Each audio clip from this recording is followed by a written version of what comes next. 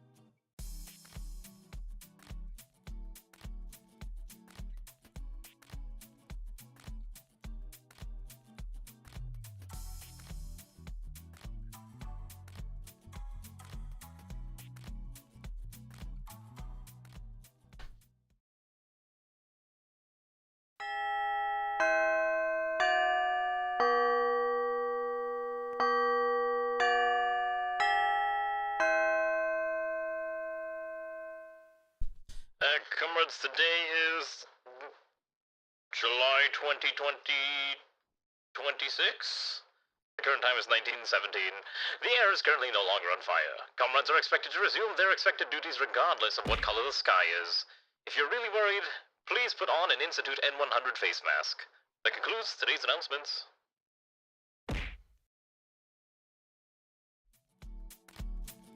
この番組はご覧のスポンサーの提供でお送りします。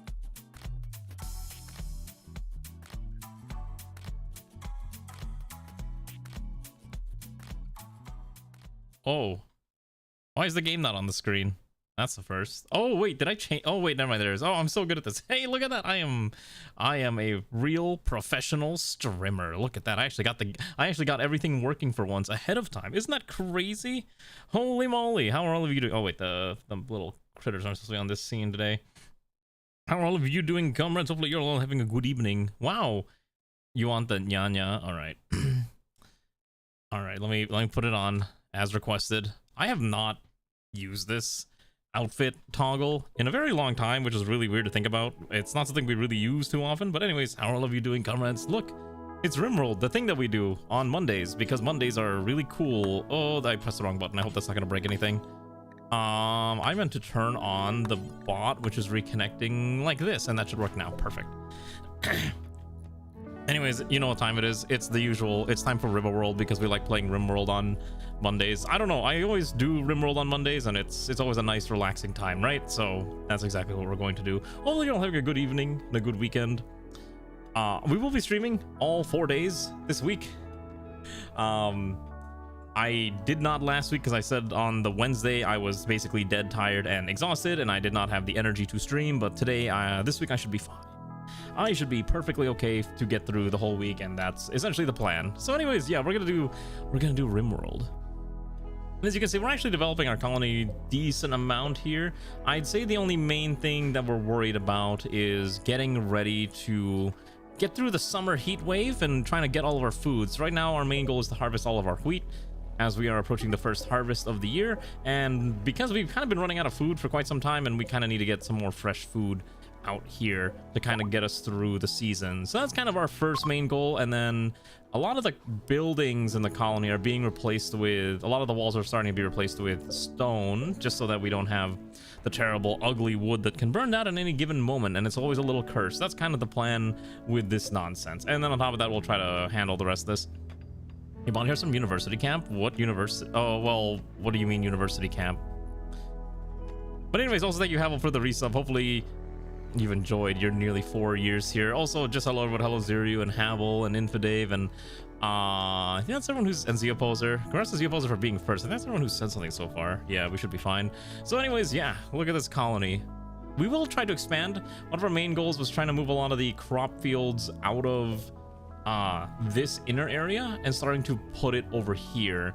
Now, unfortunately, we aren't able to do it quite yet, mostly because we don't have enough fertilizer to do so, but I think we might be getting enough fertilizer to do it soon. So probably once we get through one crop of this, we'll start planting down the high quality soil, which is exactly what we're aiming to do, just to improve our long-term food production facility shenanigans. And that's kind of like the main reason we're going through all of this nonsense. Also gonna just put some excavated ground here so that we can put some soil on there too. A 3-day camp and you're not used to moving your body too much is exhausting. Oh, well, geez, I hope you're gonna be okay. That sounds painful. Moving the body around? That's insane. Who does such a thing? Who just commits to doing physical activity? Oh. Well, it sounds like you at least said you enjoyed yourself, right? I hope. And you didn't suffer too badly. Why is this not growing? Oh, because they're too busy growing the other things. Okay, that's right. Okay, one thing we do now have access to is more. The other thing we were doing was we were working on our mech suits. I do not know how to properly utilize this this mech here, and that's kind of my biggest issue, is that this thing should be auto refilling with some kind of shells. I think we're being HEDP, so maybe if I set this to high explosive something, it might automatically fill it in. Let's see. I don't know how this works. Also, for some reason, someone's always trying to repair this, which is also kind of annoying, so I'm just gonna turn that off. real fast, just because I think there's something a little broken with the auto repair function, so I just don't want that to be handling 24/7. I would like it if the pawns would just auto load this, but I'm not sure how to make it auto load, and I did not check how. Is the other thing. You did in your glad you didn't fall into the mud during tug. Oh, okay. So it's one of those types of things where, yeah, everyone's getting together and you're all doing physical activities in the name of camaraderie and working together, right? That's what it sounds like.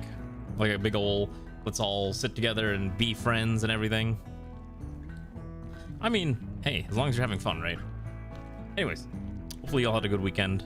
I got the joy of trying to stay indoors because of the giant Canadian wildfires. If you don't know what happened over last week and over the weekend, Canada was basically on fire. I don't actually know if it's still on fire. Let me check. Canada wildfires. Is it still on fire? Yes, it is in fact still on fire. And now the entire American Northeast is apparently going to be dealing with heavy smoke, so that's fun. I don't live in that area, so I should be okay. So that'll be exciting for people who live there. Anyways, we're doing Rimworld, and you know how it goes. I did post a schedule. People really like doing the King of the Castle, so I think we will do more King of the Castle this weekend, and it will be this week, and it should be a fun time. I don't know why. A lot of people really enjoy. I think it's just because it's so interactive. I think Rimworld's become a lot less interactive as we've done this over time. I think the next colony, I might do a lot more. You can buy things in the run just to see how insane it would get and just see how silly it would be. And it'll be a lot of fun instead of just the sheer trying to survive type of thing. This run is starting to slow down quite a bit, so we may need to consider moving to a new run at some point, although maybe part of it is there's just a bajillion crops and we don't need so many crops. The theme of the next colony, we will be on a spaceship again, and I have a plan. Let's just say I have been playing a lot of Space Marine 2 recently, and it has inspired me to do something stupid. So we may or may not be doing something involving that type of thing. Everything hurts. Are you gonna be okay? Zoingo? See, the solution is to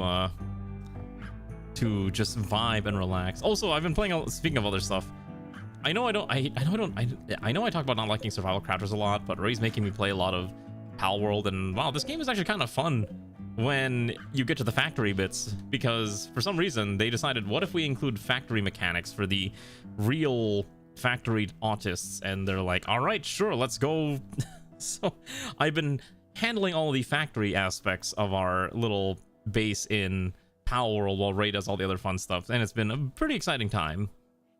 Yeah, the factory must expand, and I am all down for the factory expanding in any game that I play. I've been having a hankering to play a factory game recently, and I mean like anything, to the point where I'm like, should I just go play Factorio? I've actually been thinking about playing Factorio on stream a couple times, but I ultimately decided, I don't really need to, so that's why we don't end up doing it. But it's always been like on the back of my mind, I'm like, I kind of want to play Factorio again. But we don't, because it's usually not necessary. Oh, so we need to keep hunting down more animals. We really need to figure out how I'm going to solve some of the food problems in this colony. Namely, I think we're going to need more freezer units, and just try to get, like, maybe this room also frozen. I think that should be fine. We'll need to hook up the air conditioning pipes. I'm trying to remember what we were doing, because it's been like a week. I'm kind of debating if I want to go back to doing Rimworld twice a week instead of just being once a week again, but I haven't fully committed one way or another yet. Palworld's been fun since release, but didn't get much attention until they won the lawsuit. Well, I mean, to be fair, they had to spend a lot of money trying to deal with that lawsuit, which, by the way, is kind of crazy that Nintendo was basically just trying to say, hey, we're the only ones allowed to have a creature, game. And I think part of the problem, too, is that people really like Palworld. Like, it's such a refreshing take on the creature collecting genre that they've managed to get almost 1 million concurrent players, like, within a week of their 1.0 launch. And it's actually very impressive to see. I really think that they've done a good job with the game. There's so much to explore, and I think people are like, man, if only Nintendo would do something like this and actually make a quality Pokemon game that isn't just the same thing over and over and over again. But they haven't, and that's kind of the issue that I think people have with Nintendo's games, and like how Palworld is just able to do a better job than Nintendo is. And I get it, like, it is kind of nuts. You got left a lot of heavy metal in hot runs that to pay money for. Oh, jeez, I know. Trust me, I know the car repair feeling. I paid like $5,000 this year on car repairs alone, and I am just completely done paying for car repairs. I just do not want to think about paying for car repairs anymore. Also, hello Rana, you're a walking corpse. How bad was your day that you're a walking corpse? Was it that painful? Oh, we're allied with the 226 Logistics Division because I think they have we've been taking care of all their guests, and our hospital has been able to handle all of them, which is good. We may need to get a better one real quick. Hello, Arisen, how are you? Yeet, indeed. As soon as you threw that at me, for whatever reason, the Timberwolf started hunting one of our pawns immediately, which is very interesting timing. I'm sure that's not intended, but that was very interesting timing. Havel's over here. We'll have Havel handle this. I may need to give Havel a warrior's outfit at some point. Oh, wait. Never mind. Our turrets handled it. Summon another wild animal. Would you summon another mad Timberwolf?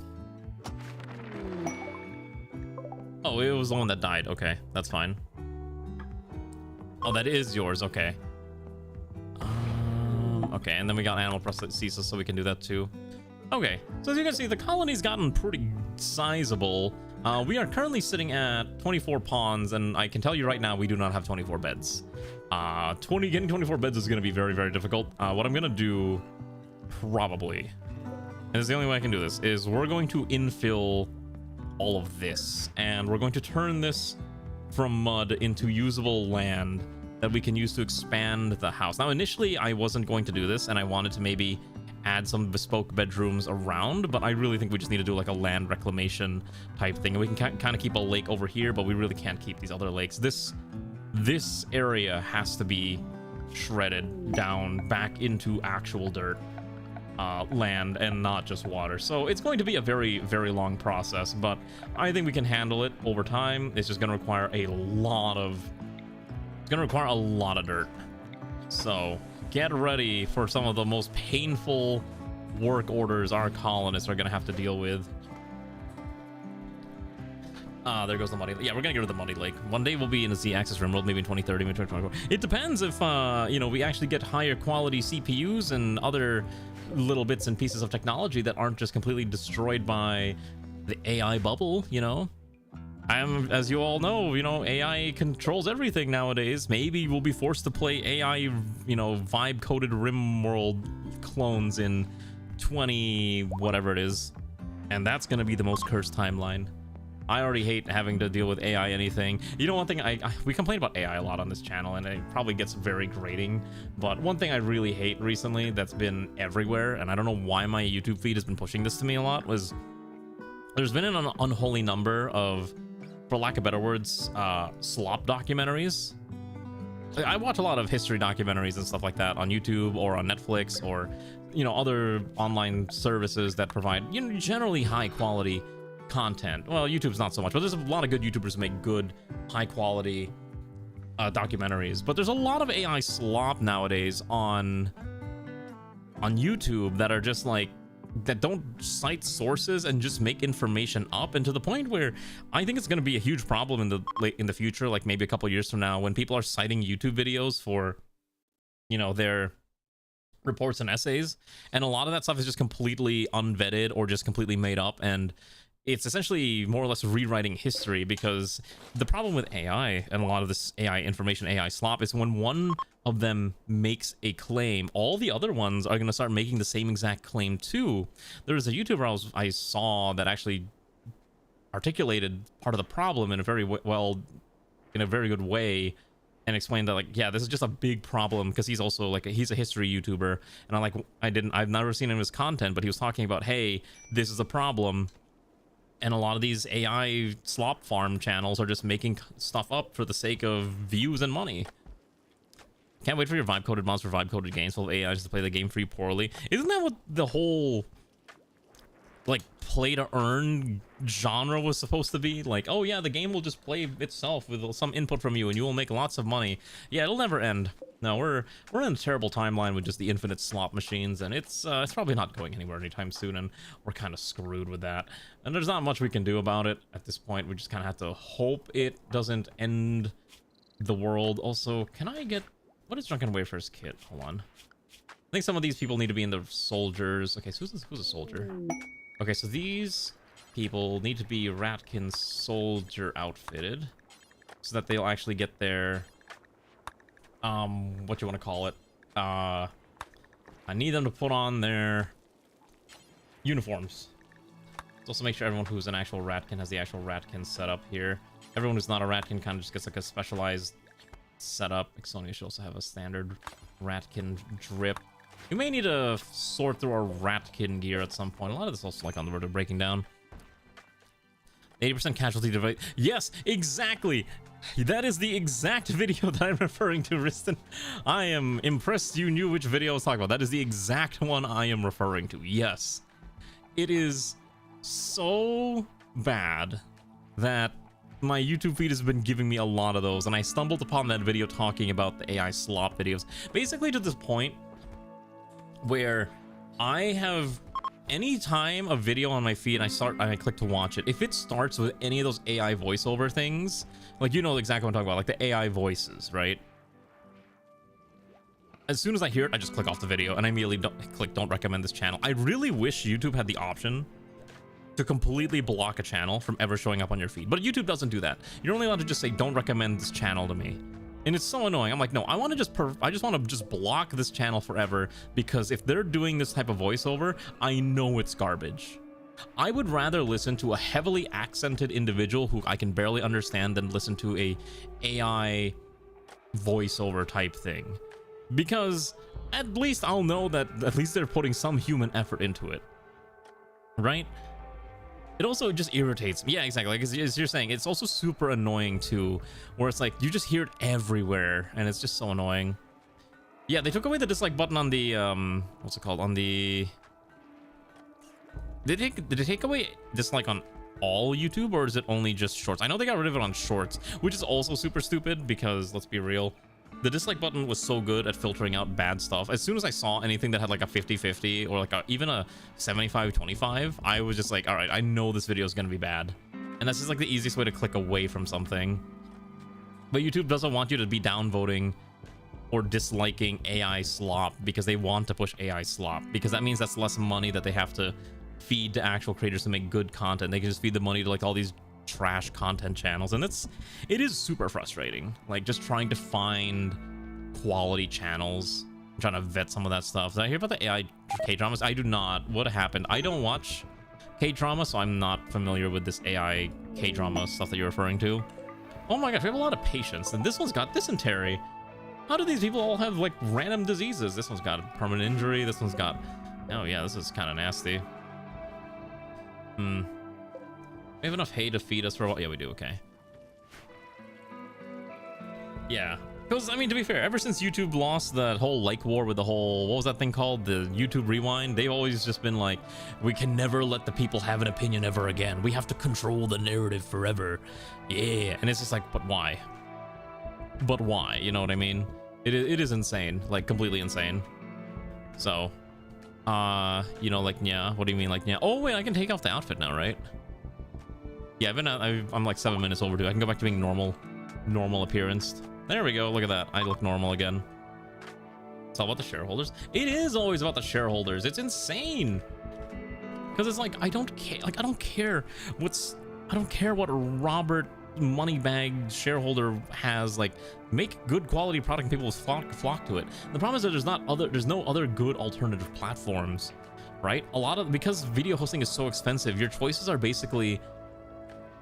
you're too big to fail, like YouTube, or you have a subscription fee, and it's really hard to get people to be willing to pay a subscription fee. Like, I'm not gonna lie, if I see a subscription fee, I immediately go like, do I really need to? Do I really need this? And it's unfortunate to say that, but it's true. I'm just like, I don't really think I need this anymore, because I know there was like a lot of the YouTube documentary channels I watched, you know, they had like they collaborated together to come up with their own YouTube like alternative for documentaries, and it was called something like what was that stupid thing called? It was I think it was called, wait, was this the cougar? Wait, what's the cougar? Going after drunken wayfarer. Are you sure you want to come over here, buddy? Yeah, that might not have been the smartest idea. like Nebula, I think is what it was called. And I was like, this is a really good type of content if I didn't have to pay like $4 or something like that a month. This is a K-drama that's completely AI and got so popular you can even see on YouTube. Oh god, do I really want to look this up? All right, hold on.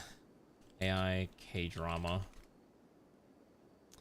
Currently airing K-drama uses Gen AI for its intro and outro, or that's probably not it. I think it's fully AI K-drama, right?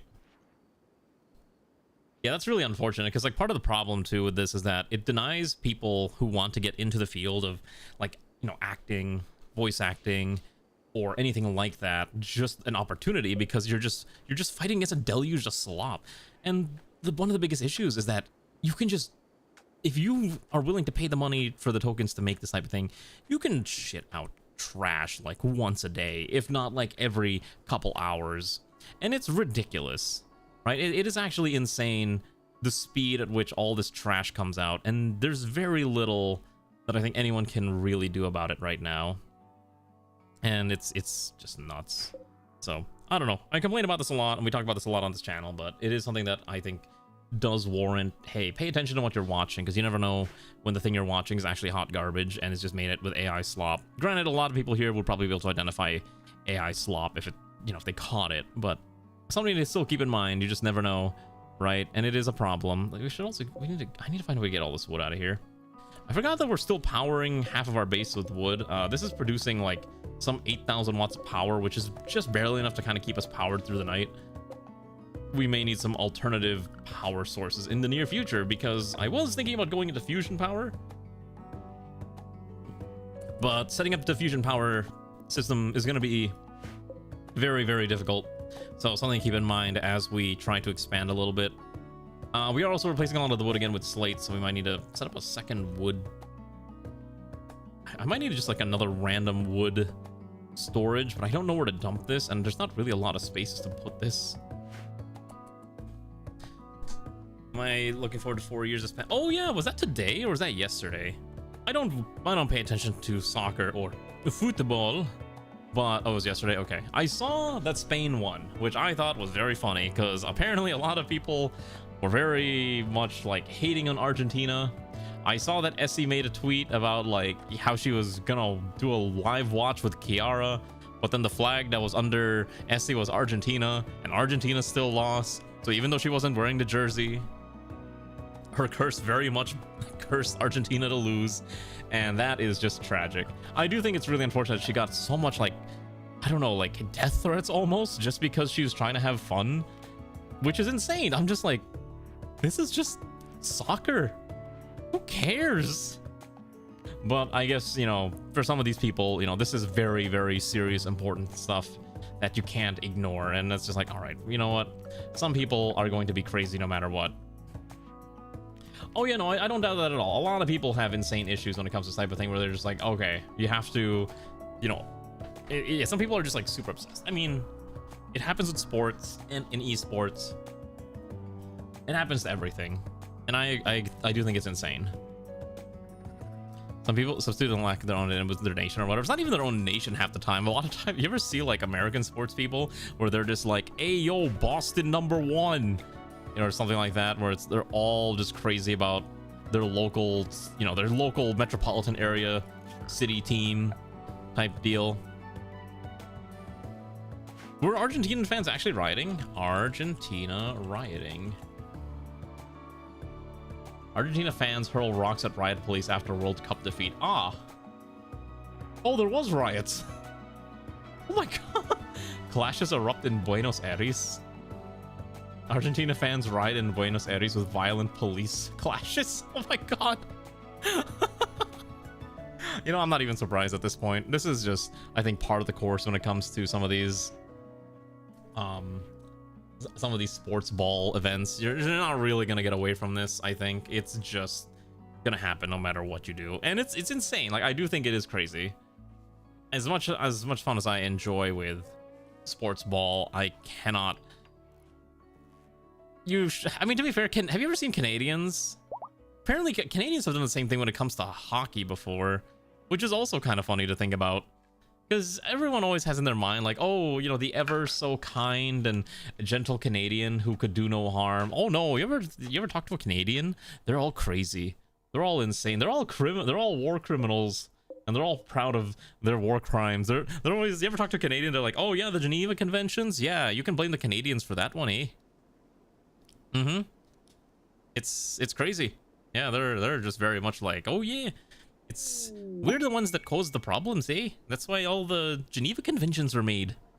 Because we did some bad things to the people, to our enemies, eh? Yeah, I'm not even joking. I wish I was joking. All the Canadians are actually war criminals. It's horrifying. Also, we're gonna extend this. I don't think it makes a lot of sense to have Slate as like this, but it should probably be fine. The stuff online, on the other hand. What do you mean stuff online? Oh, the event itself. Can you imagine if they held the World Cup in the Philippines? Oh my gosh, that would be insane. I also heard that they're going to be increasing the amount of teams in the next World Cup to like 64, because that way they can get the rich countries, you know, like the richer countries that don't have good soccer teams like China, to be able to participate in the World Cup, because China basically never has a World Cup team. There's a few other countries that are just like, yeah, so anyways, these countries don't have World Cup teams at all. Your infrastructure can't handle it? Oh, no, yeah, your infrastructure absolutely could not handle it. The Philippines public infrastructure is basically a meme. Let's quickly grab Ratkin Orbital Tech. We don't really need this, but I just want to grab it. And then let's also grab... I don't know. What are the other Ratkin techs? I do want to get the Angry Rat project, but we're missing one more tech print, so we can't exactly do that right now. There is also charged ones, but yeah, we need that Angry Rat project tech print. We gotta find it. In the meanwhile, let's just grab all this other technology. We'll grab this is fine. Advanced sorting systems should be fine too. Yeah, one for ACN. Oh, I mean, that makes sense. You don't think... Wait, does the Philippines have a soccer team? Actually, hold on. Philippines World Cup. Let's see. Here we go. Okay, yeah, so the Philippines does have a Philippines national football team. Unfortunately, football is not the most popular sport in the Philippines. The most popular sports are basketball and boxing because of the Americans. The national team has never qualified for the FIFA World Cup. And has only qualified for the AFC Asian Cup only once in 2019. Yeah, that's a little unfortunate, huh? Yeah, it's all about the basketball. It's all because of the Americans. It's because like, yeah, you want to come join the Americans and play in basketball and the baseball and the whatever else the Americans like to play. The tennis. I don't know why, but there's like a lot of Filipinos that I know, for whatever reason, they're really into tennis or pickleball. I did not even realize how popular pickleball was with older Filipinos until, you know, I was talking to some of them the other day, and I was like, oh yeah, you know, we're part of a pickleball club and we go like every couple days to throw pickles. I don't know, I don't really know what pickleball is all about. But I'm just like, yeah, you know, we're out there throwing pickles, and I'm like, all right, yeah, you go yeet those pickles or whatever it is involved with this sport, as you call it, which I find incredibly amusing. Okay, so this room is now frozen. We gotta grab one of these and dump it over here too. So why can I not? Space already exists. What the heck? Is this because of this light? I think I need to deconstruct this light. We're gonna move this over here. Full-size table tennis. Is that really how it works? I mean, I'd believe it if you told me, because again, I don't know anything about pickleball other than it's a light, low-impact sport, and for some reason there's like a bajillion pickleball clubs everywhere nowadays, because I guess it's super cheap to build out, and all you gotta do is charge people like, I don't know, $50 a month to use their pickleball facilities, and you could probably, you know, make a decent chunk of money doing it. Although my understanding is that private equity has also been buying out a lot of the pickleball clubs, and so they're not as popular as you would think they would be in terms of making money, essentially. Your mom plays it. I hope your mom enjoys playing pickleball. Oh, we do make coffee now, so we're gonna start setting up a coffee production line. Before I forget, hello there, Rev. I don't know how to read your name. Whoopsies. Ravid Dumad Hun Pusanka. There we go. I think that's how I read it. I'm trying to like... YouTube chat gives me your @ name and not like your your cute name, whatever you have. Is there a way to make Caster Labs do that? Actually, let me check to see. Maybe Caster Labs can do that. I don't know how Caster Labs works like 90% of the time. It just works, and then that's about it. Dashboard. Is there a way to make this? Probably not. Just Ravi. All right, Ravi, welcome aboard. I don't think there's a way to do that. Okay. Oh well. But anyways, hopefully your mom at least enjoys the pickleball. I know very little about the pickleballs. Are we putting the coffee beans in here? No, we're not. Okay, so we're gonna put the coffee beans in here for now. I need to make sure we have the coffee beans brought inside, because that is a lot of coffee beans, and we're gonna be making good use of it too. We gotta make some cafe. Where is my game's like locking up half the time now? Okay, so what I'm gonna do before I forget is, I think what I'm gonna do is we're gonna get a second kitchen going. And this kitchen is strictly going to be making like the beverages. Like this one's going to be strictly food, and we're going to do the other one strictly beverages. And I think that's a good way to kind of balance it out, because we already have tea. We have our first coffee crop, which has to be hauled inside. We may need more haulers, honestly. We don't have a dedicated hauler, and that's kind of one of the big problems. I don't want to make robots, but at this point I'm legitimately considering putting robots in here just to have things hauling. Normally I would use animals, but unfortunately none of these animals can be taught to haul things except for Daisy. And Daisy's just a giant hamster, so, you know. Is there something wrong with international blood sports? Yeah, you mean like rugby or something? I don't know sports. I'm not gonna lie, like the only sport I watch is League of Legends. I really wish I was joking when I say that, but unironically, like the only competitive thing I watch on the regular is competitive League of Legends, because I actually grew up watching a lot of that stuff when, even though I don't play League of Legends that much anymore, and I don't even play Summoner's Rift ever, I really enjoy watching professional high-level play of it. It's just really interesting to see how professionals approach the game, because they're way different. Like I'll watch a professional play League of Legends and they'll be at like 60 CS by like, you know, 7 minutes in, and meanwhile I'm barely at like 30 CS 7 minutes in. I'm like, how are these people doing this? And it's just insane to me, because again, they're built different. Yeah, Heavy wears the crown. We all know T1, they had their 3-peat, and they might be going for a 4-peat if they make it to Worlds. Who knows? It is Heavy is the crown indeed, because everyone always expects, you know, T1 to be at the top of their game, and that's got to be a lot of pressure, right? It's got to be a ton of pressure on them to succeed all the time, and it's probably a little painful at times. Like you just can't, like the amount of pressure to succeed has to be intense. It has to be crazy, and I don't fault, you know, anyone at T1 forever sometimes wanting to be like, maybe I need a break from playing, you know, the funny League of Legends. But they're kind of so deep into it, they kind of have to commit, and there's not very much of an opportunity to get away. Yeah, Faker indeed. Faker is such a interesting character. All right, we're gonna set up a new facility here, which I swear this will make sense when it's built. Okay, so that's fine. It doesn't look beautiful, but it functions. I think we're using slate auto doors for a lot of everything. So I think what we'll do is we'll put an access point. We'll put one somewhere. I think we'll do a double door. We'll do a single door. I think that one's fine there. And then we'll need another access point, like right over here should be fine. Just ended my Pal World. It's only going to pull back to PvP. I mean, Pal World's a lot of fun. Me and Ray have been playing Pal World like a lot over the past couple days. I am not terribly fond of the open world survival crafter genre. However, Pal World has been been a very entertaining experience because it's such a fun take on the you know, critter capture genre, the monster collecting genre, to the point where I'm like, okay, this is good fun, and I enjoy it. So I do recommend it, only because they've put so much effort into the content as of late. Have you started opening Overwatch 2 again? Have you? I'm so sorry. Why would you do this to yourself? You could play anything else but Overwatch, and yet you choose to be here and you play Overwatch. I think I would like Overwatch more, again, if they made 6v6 the default and they balanced the game around 6v6 rather than balancing it around 5v5. That was like my biggest complaint when Overwatch 2 dropped, to the point where I was like, all right, I'm not playing Overwatch 2. I just don't care anymore. And I know that's probably like some kind of weird, like, wow, you must be like, oh, you only play if it's how you want it to be played. Like, yeah, I will only play it if it's exactly the way I want it to be. And the way it currently is not the way I want to touch the game at all. That's fine. What do you mean? No, it's probably an event, because the game is normally a 5v5 is the norm.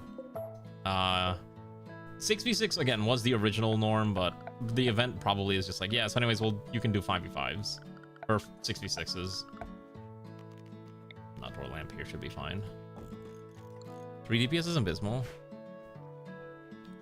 Why play Overwatch 2 when you have Gooning Rivals? I've never touched Marvel Rivals.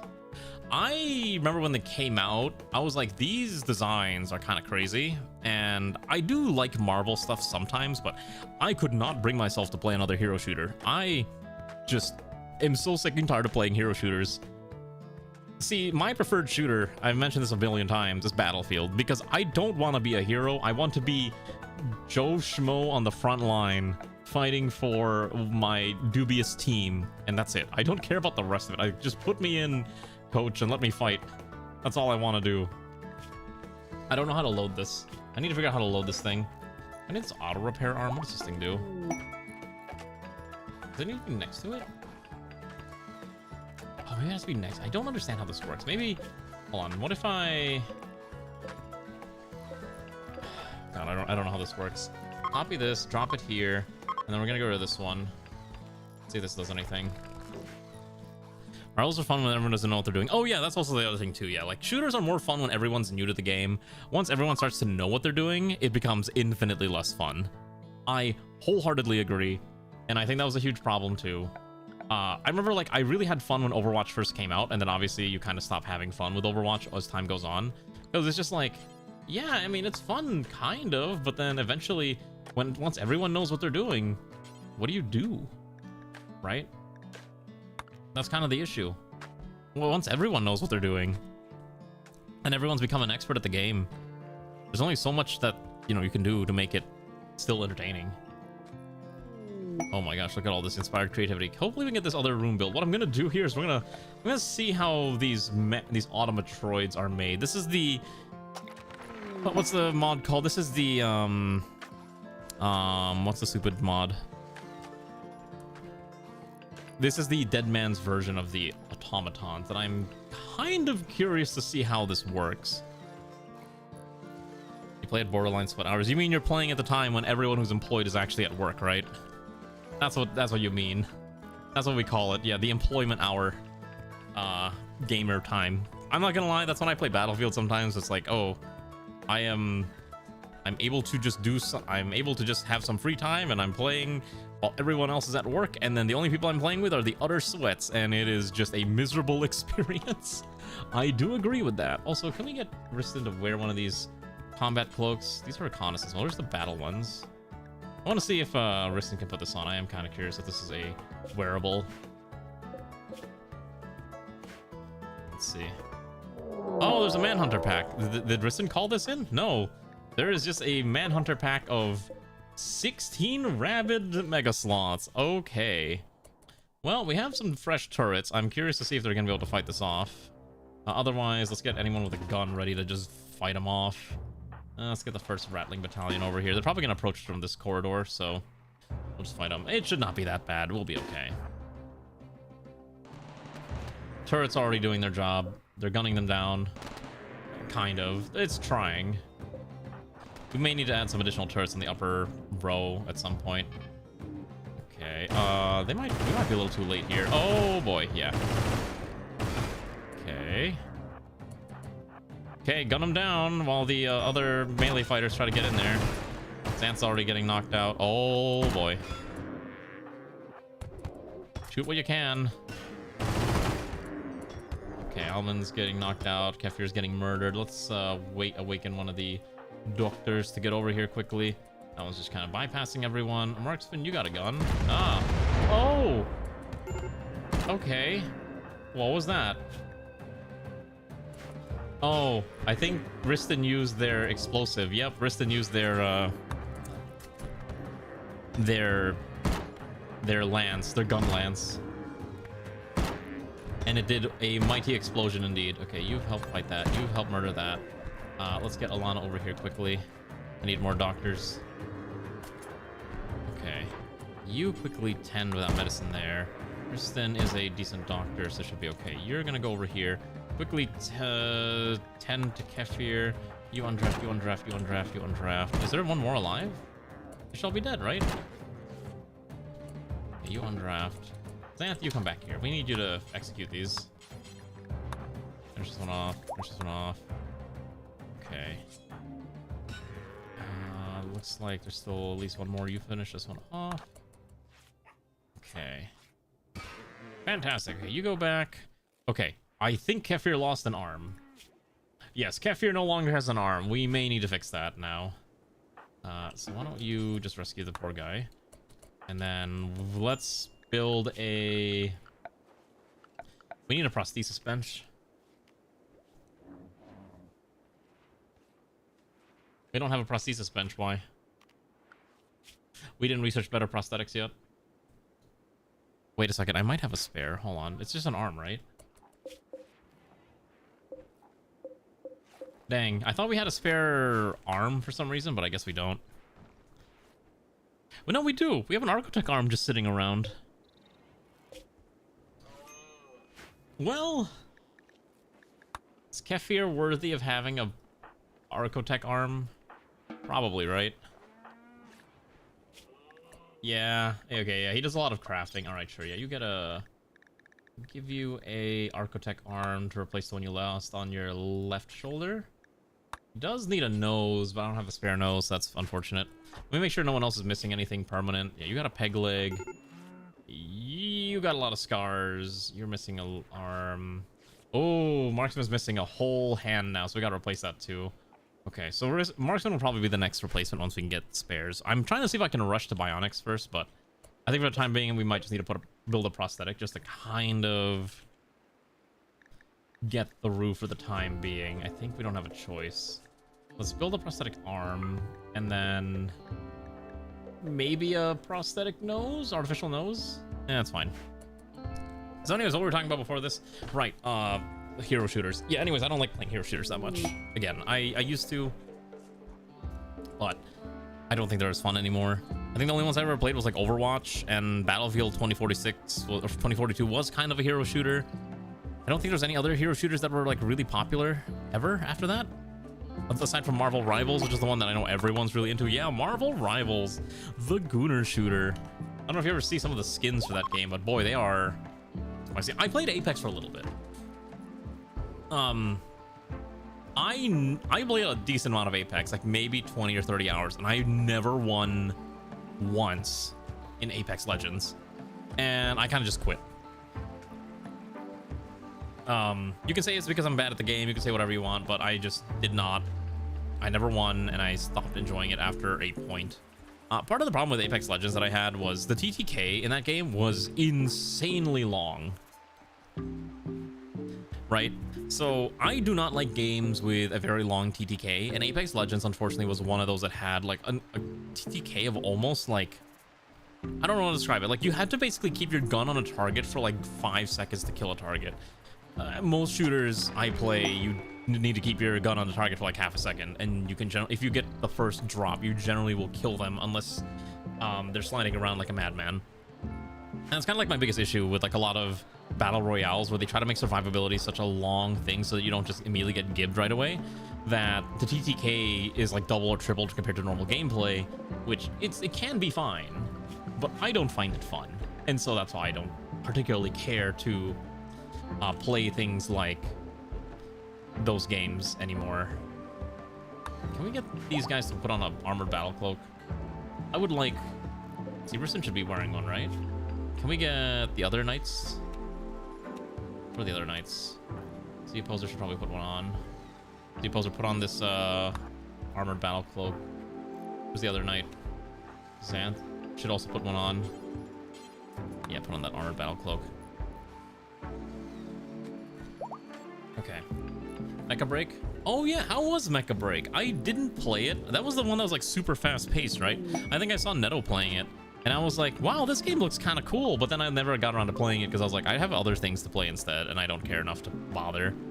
Like I said, like I have only so much time to play other games when I'm not streaming, to the point where I have to be a little picky, and I kind of have a set rotation right now where it's just Battlefield 6 and Forza 6. Those are basically it, and I guess sometimes Slay the Spire when I'm lying in bed. And that's kind of like my biggest thing right now. It's like those games, and like I mean Battlefield 6 is like a new season starting tomorrow with a brand new map, and I'm like, oh man, I'm really excited to play this. Oh boy. And I know a lot of people don't care, but I have fun. I would still never stream Battlefield. I will never stream Battlefield, I think. Which is kind of funny to think about, considering how much I gush about the game. I just don't think it's streamable, and so that's why I never do. Put a bunch of these down here, should be okay. We can get some of these drip stands here. I will never stream League of Legends. I've mentioned this before. Hell will freeze over before I stream League of Legends. There is literally a 0% chance I will ever stream League on this channel, because unless they throw like, if Riot throws $1,000 at me for a 4-hour stream where I play League of Legends for 4 hours straight, I will do it. I will sell out for $1,000. But unless that happens, which is never gonna happen, I'm not streaming League of Legends. Stream it on Discord? No, I won't either. I actually did play League of Legends earlier today. I was like, man, I kind of want to... I haven't played ARAM in a while. Let me do a quick round of Mayhem ARAM. And I ended up playing Aurelion Sol, and I had that one augment where it's like, every second you spend channeling, gain shield. And I gained like 500 shield every second I channeled with my Q.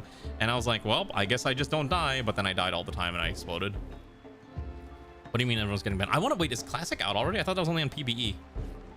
I plan on playing League Classic. I will play League Classic when it comes out, not on stream.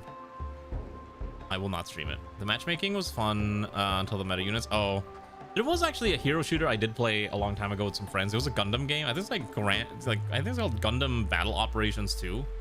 I had a lot of fun with that. That game was kind of cool. I did not enjoy the gacha aspects of it because a lot of the suits you could only get through gacha, but from a purely mechanical gameplay standpoint of just being a Gundam game, it did a really good job of just being, well, exactly that, of just being a Gundam game, and I thought that was kind of nice.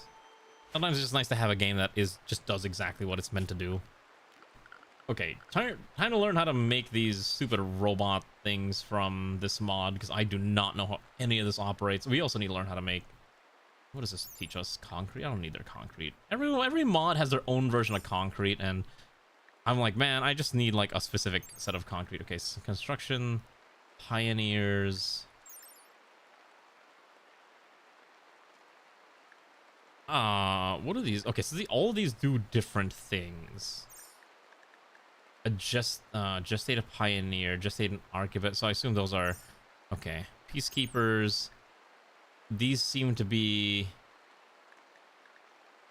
more combat ones. What are the work ones? I need like the manual laborers. I don't need the combat ones.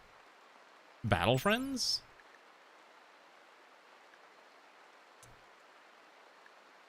Field command. What does this one do? Mechanator command, relay, battle friend, field command, escort lifter. What is an escort lifter? Mass produced transporters. Okay, so some of these are just transporters. Okay, that's interesting. We might need to look into these. Arknights. I'm not streaming Arknights. I played Arknights a long time ago when it came out, and that was about it. My general thing is I will not stream a gacha game on stream. Like, there's basically like two main things. One, I don't stream a gacha game unless I'm in it for whatever reason. And I will not stream League of Legends either. Like, those are essentially like the infallible bits and pieces of the stuff that I do. There's not really a particular reason, but I don't necessarily like streaming gacha games, because all it ends up being is just you do your polls for like, what, 10 minutes, and then you play the game maybe sometimes, and maybe you read the story, but there's nothing interesting else that goes on in a gacha stream. And that's kind of like my biggest issue. Like, I don't understand like how people can just watch people play hours of Genshin Impact or any of the Hoyoverse games And it's just like, what is the point? I don't get it. Like, what makes this entertaining? I'm not the target audience, and I'm always of the opinion that I'm not going to stream something that I myself would not watch. That's kind of like the biggest thing. If I'm streaming it, it means I'm willing to watch it if I was not the one streaming it. Does that make sense? I hope that makes sense. Because ultimately, if you're not making content that you yourself would watch, you're not gonna have fun, right? I streamed Genshin Impact one time, a long time ago, because my friend was like really into it and said, yeah, try Genshin Impact, and like you can do like the creator thing. I'm like, all right, sure, but I'll give it a shot. And then I was like, I got kind of bored relatively quickly. Unfortunately, is the sad way to describe it, but it is true. And ultimately, that's kind of why I didn't do any more Genshin Impact like ever, just because it was not terribly exciting. And oh god, we got that hand going. I think we're making the hand, right? Are we out of components? We're not. Okay, good. I think we're running out of steel. We gotta get more steel. I can't stream big bitty goth women. I mean, nothing's stopping you from being a big bitty goth woman, but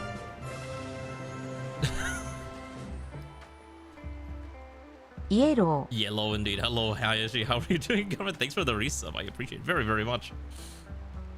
But yeah, one of the things is you can stream it.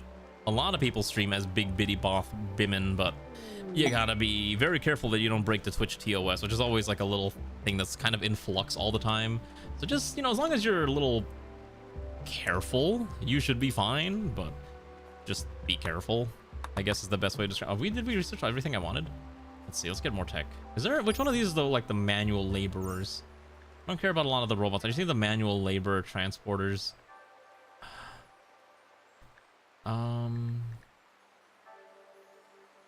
Let's see. Oh, maybe it's heavy automatroids. Let's try these. Maybe some of these will be fun. Let's grab all these real quick. I don't know what half of these do, but we'll learn together. I'm always down to learn what some of this nonsense does. We'll grab that too. We probably need to improve our protection though. We might need some better turrets. Which isn't bad as YouTube. I mean, that's true too. Granted, I have never gotten in trouble on YouTube yet. But it is one of those things where it's like, don't tempt fate unless you want something bad to happen type of deal. So I'm trying to be a little careful about staying on YouTube's good graces.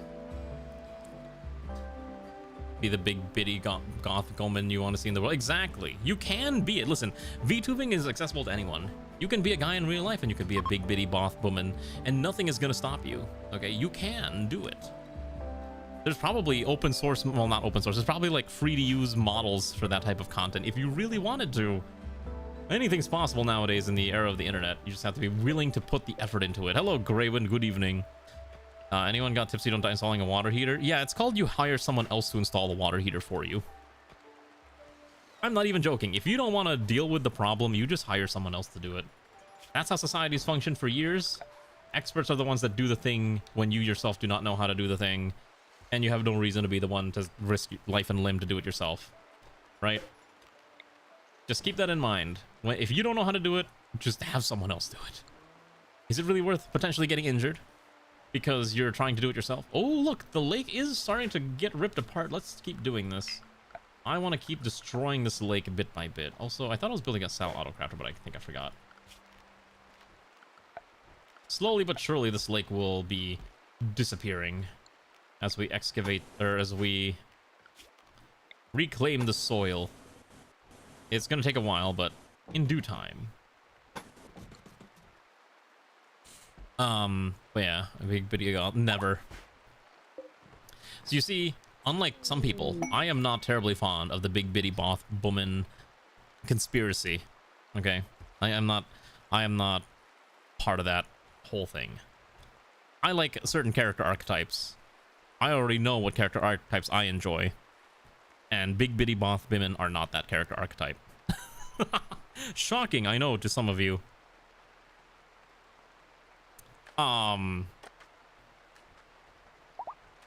But yeah, you heard me. You heard me. Trust me, I already know what characters in Blue Archive are my favorite. You don't need to question it. Ray already knows the type of characters that I enjoy, so it's not like she's unaware either. She's fully aware of what she married into. The absolute insanity that is me. Good thing, thank you very much. I mean, hey, that's your choice. Do enjoy what you enjoy. That's my policy. It's actually not the pink hair aspect, but there's certain aspects of character traits that we're not gonna get into this. I feel like no matter how I describe it, it's gonna make me sound even more sus than it should sound. So don't worry, we're not gonna get into this too much. Don't worry about it. It's fine. But yeah, I think it's one of those things where it's just like, you know, just kind of how you want to approach it. Why does it say hype train? You have a limited time to earn exclusive emotes. Wow. Look at all those random Twitch emotes. Read the K Momo Talks, it was peak. I have not read the Momo Talks. I've not opened Blue Archive ever since the Deca event. I was like, or ever since the game dev cleanup event, I was like, all right, time to not touch this game until the next banner I care about comes out. But yeah. What was I doing? Why do we have a crown in here? Oh, right. Okay, so since the rice... Okay, so once this rice... Okay, seriously, once the rice crop is done, we will not allow them to grow anymore. It's just straight harvest. And then we're going to turn this into updated fields. Have I tried Nikkei? No, I've not tried Nikkei. I have a friend who plays Nikkei. The thing, too, is I've seen some of the animations for some of these games, and I'm just like... I'm surprised YouTube or Google Play or Apple has not removed these games out of existence from their platforms, because I am just utterly astounded by what some of these games get away with.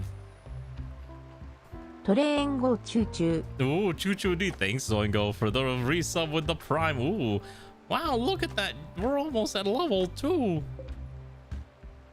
No, you know there's a game wilder than Nikkei? Have you ever heard of Brown Dust 2? Oh my lord, I saw one of my friends, I guess, is into it and showed me a clip of some of the stuff from that game, and I'm like, this cannot be real, right? And it's like, this is barely this. I don't even know how to describe it. Like this, I was like, this should not be allowed. I was like, this can't be allowed at all. It's one of those things that it loops around from being completely absurd and nonsensical to the point where it becomes funny.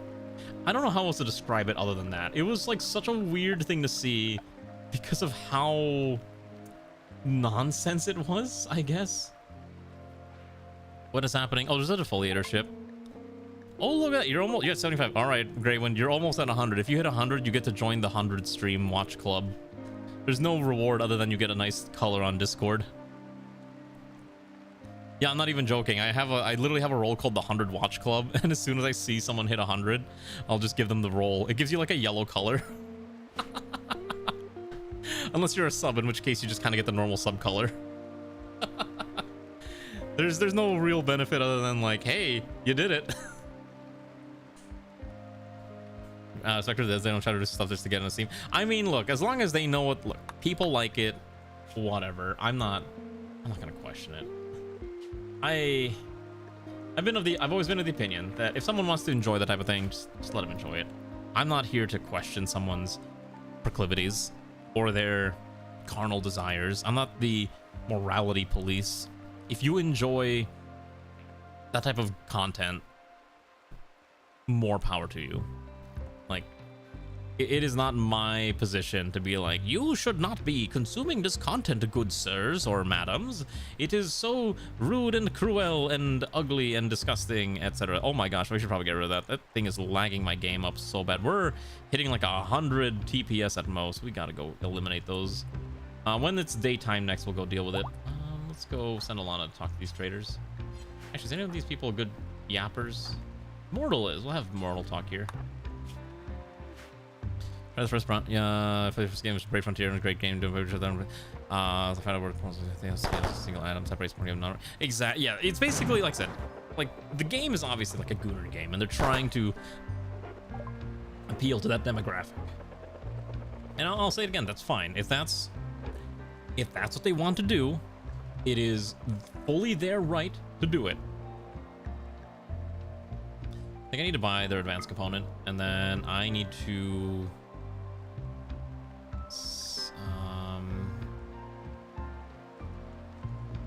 I don't think there's anything I want to sell them.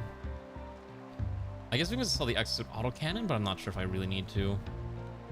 Not really anything I want to sell them is the problem. I have a lot of silver. Maybe I just keep it all. Don't need that. Don't need that. Don't really need a lot of these ratkin items. Maybe I just get rid of some of these for now, because no one's using these rapiers or spears. I could get a halberd. Ooh, a dragoon shotgun.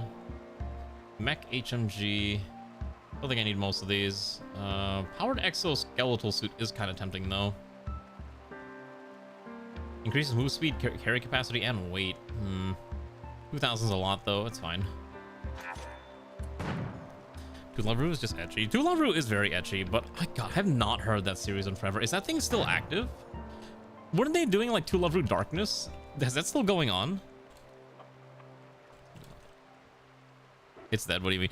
I don't know. Like, okay, I read Tulavru when I was in high school, and I guess also a little bit in college.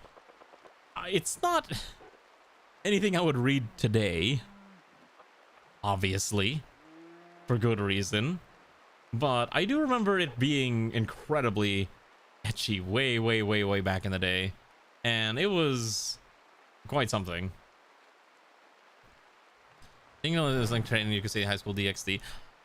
God. You know what's really funny when I think about it? We don't see a lot of like etchy, like just pure etchy anime nowadays. Everything is very much like catered towards a more global audience. So etchy's been turned down a lot in favor of more, you know, somewhat better storytelling. And a lot of the etchy's kind of relegated to isekai trash nowadays, and I'm not gonna lie, I still consume a lot of isekai. I mean, I'm not even joking. Over the weekend I was just kind of going through like, okay, I need more trash to read, what else am I reading? And I found like a new one that I was like really enjoying, where it's just like, so anyways, this guy is just dealing with like some yandere dungeon girl, and then I think there was like some other one I was reading where all the main characters are just completely insane, and I was like, you know what, sure, why not?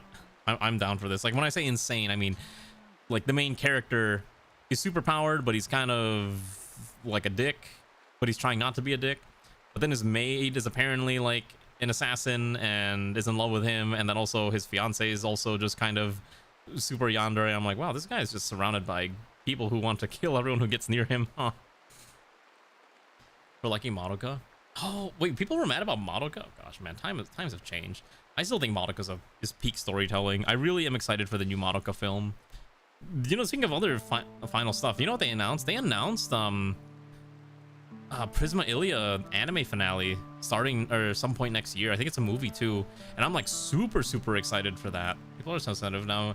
Ever since the great shifting, you'll never cause people to switch to animated pandemic fan or anime fans. I think it depends. Like, they have the right to be anime fans, but it's one of those things where when something becomes more popular, the original community of people who really enjoyed thing just kind of starts to go away.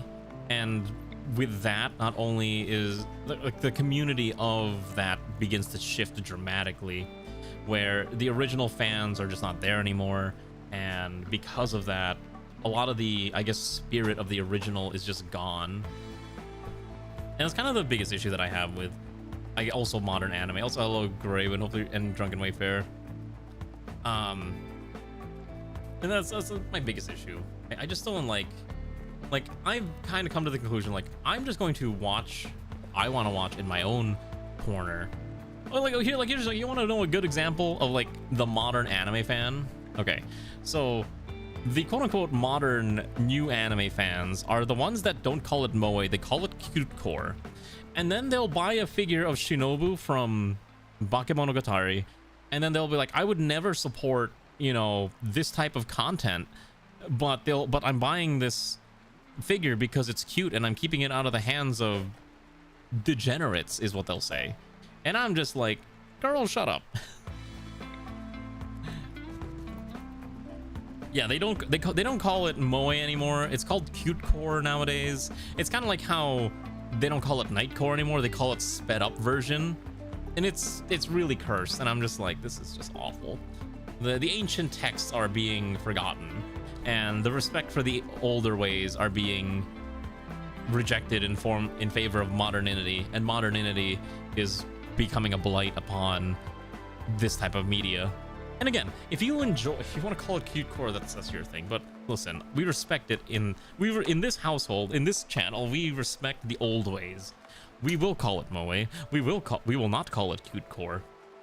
Cute core is very much the Zoomer terminology, and I will not be calling it cute core no matter what you have me do. Okay, I refuse. Exactly. To be fair, okay, so I do hear the word slop a lot too, and I'm not gonna lie, I use the word slop in context of, like, you know, work slop games or friend slop games. We hit in our case and enjoyed our stuff at night and stream. People informed us he was the best waifu was meant to be. Oh yeah, no, don't worry. I was there in the 4chan days too, before modern 4chan became what it is nowadays. But yeah, it was fun. Good times. God, I still remember, like, when I first started getting into, like, I still remember the first anime that I really watched that was, like, evocative of the modern anime era, Zero no Tsukaima, and that's why that franchise holds such a very special place in my heart. And then look at me now. There's, like, the domino effect of watching Zero no Tsukaima into becoming a VTuber. There's also a bunch of other steps before that, like watching Toonami and what was the other things that I watched back then too, and reading Tokyo Mew Mew. I'm not even joking when I say that. I read Tokyo Mew Mew when I was in middle school. That was some good stuff, I tell you what. There's just some things that are just so fun to watch. They're doing something with familiar. Yeah, okay, so I know exactly what it is. So I did actually look this up, and I was really sad that I'm not able to partake. So basically what they're doing for the Zero no Tsukaima 20th year anniversary, I think it's 20 years, they're doing a special exhibit in Tokyo where they essentially have a lot of the concept art, a lot of the like artifacts from the production of Zero no Tsukaima in a, like, exhibit that you can pay to go in. I think there's, like, a small cafe and special goods that you can buy as well. But the problem is that it's not happening when I'm in Japan. I think it's in September. I'm in Japan in October. Otherwise, I would have gone. And not only that, but there's, like, special voiceovers for all the exhibits featuring Kugirie and I cannot remember Saito's voice actor's name. Let me look it up real quick. Hino Satoshi were both having voiceovers for some of these exhibits, and I was like, man, I really want to go here, but I can't because I'm not there in time for them to do it. And I was like, man, that sucks, because, you know, Japan, they only do these things for like a month and then it goes away and then you'll never hear of it ever again, which is really unfortunate because I really wanted to see it. It's basically just ship wars now. Insane BS. They're most of these ships don't even make any sense. I mean, to be fair, when it comes to shipping has always been, like, nonsense. You always have, like, the main ships, and then you have the people who just do crack ships. Like, there's always, like, people were doing crack ships way back in the day of, like, Love Live on top of that. One of my friends was, like, really into, like, a specific crack ship that I can't remember what it was. But yeah, there's always crack ships that people are just, they will be just really dedicated to this pairing, no matter how nonsensical it is in terms of the greater plot line. But you know what? That's what fanfiction is for. Fanfiction is there to fill that void in your soul that cannot be filled by having, you know, the correct pairing done. Make of that what you will, but it's true. Shipping wars is fun. Oh, did we turn all the... Did we turn all the wheat into flour? Oh, I guess we did. Huh. We might need more wheat. I'm surprised if we didn't use that much. Oh, okay, maybe we wait now. Oh, right, hold on, I forgot this thing. Yes, so this should be coffee. Brew garden coffee forever. And then also do teas as well. Brew garden tea forever. Brew garden tea forever. Okay, that should be fine. So we should have a sizable stockpile, and this one is just going to store coffee. The finest garden coffee known to man. Oh, that's right. Hyako Kano is airing. I forgot that was airing, honestly, and then I was like, oh yeah, so anyway, everyone's going crazy about, like, which of the 100 girlfriends is the bestest girl, and I'm like, well, isn't the whole point of this story is that everyone is the best girl? Isn't that the whole gimmick? Everyone is the best character? You watch an anime OVA of a manga that was adapted from your original novel? I mean, trust me, if I ever got around to writing more web novel, I'd love to do that, but part of the problem is that even if you write an English-only web novel, it's never going to get that much traction. The only ones that ever get traction are the Japanese ones, and so you basically have to learn Japanese or translate your thing into Japanese and then post it onto the Japanese web novel websites and hope that people can understand what the heck you're writing, even though you're translating it from English to Japanese, which I've considered doing before, especially with translation tools being a lot better nowadays. You could probably do it, but you might lose a lot of that, you know, that fluffiness of how you write it. And that's why some of these companies, like I think it was Kadokawa recently that did Kadokawa did a contest recently. Write a whole novel, submit it to us. If whichever one gets voted #1, we'll publish it in Japan with a proper artist and everything. If I ever wrote a web novel, I already know which artist I would love to have work on my stuff, but it would be basically impossible. There's 2 anime right now that didn't have much English exposure, not tempted to watch both. Wait, which anime? Top 10 Get Conquered? I mean, the thing is, like, you like the ones that force save BS trips to others, and it's just me in background hip shipping goes decent, at least now they shove into your face. Oh yeah, no, there's a lot of those wacky, there's a lot of wacky ships, and that's kind of how it is. I think the craziest ships are the ones that are very much like, the crack ships are basically the ones for like the yaoi or the yuri fans. Those are the insane ones. Those are the insane ones. You want to do a crack translation before maybe do a machine translation to enjoy the whole thing based on what's happening in the panel? I mean, you could possibly do that if you know what you're doing, right? Only a decent new gen ecchi is Chain Soldier. Okay, wait, hold on. I feel like I know the Japanese name for Chain Soldier because I was reading the manga a while ago. Yeah, Matosehei no Slave. Yeah, I remember reading this manga and I was like, this is quite something. Some of the characters are always so funny in that series, mostly because they're like, everyone in that series is just insane. I love it when every character just has like some wacky nonsense power, and it's just everyone dealing with everyone else's nonsense half the time. So, like I remember, like I think in Chain Soldier, right? That's the English name. There's like that one character, Ren, who's just like, so anyways, she's basically God in terms of power, and for some reason, she is just perpetually embarrassed and in love with the MC generic man, every boy. Wait, is there a new season of Yojo Senki? I don't keep up with, I have not kept up with anime. Oh, right, we gotta deal with that. Okay, they can come in, be safe. Is there, oh, there is a new season. Oh, it started. I guess I should probably watch this at some point, shouldn't I? Also, this thing that you linked, what is this? Hanori-san tensei shite mo kenkashita. It's a typical need playing games. Yeah, oh my gosh, that's always a thing.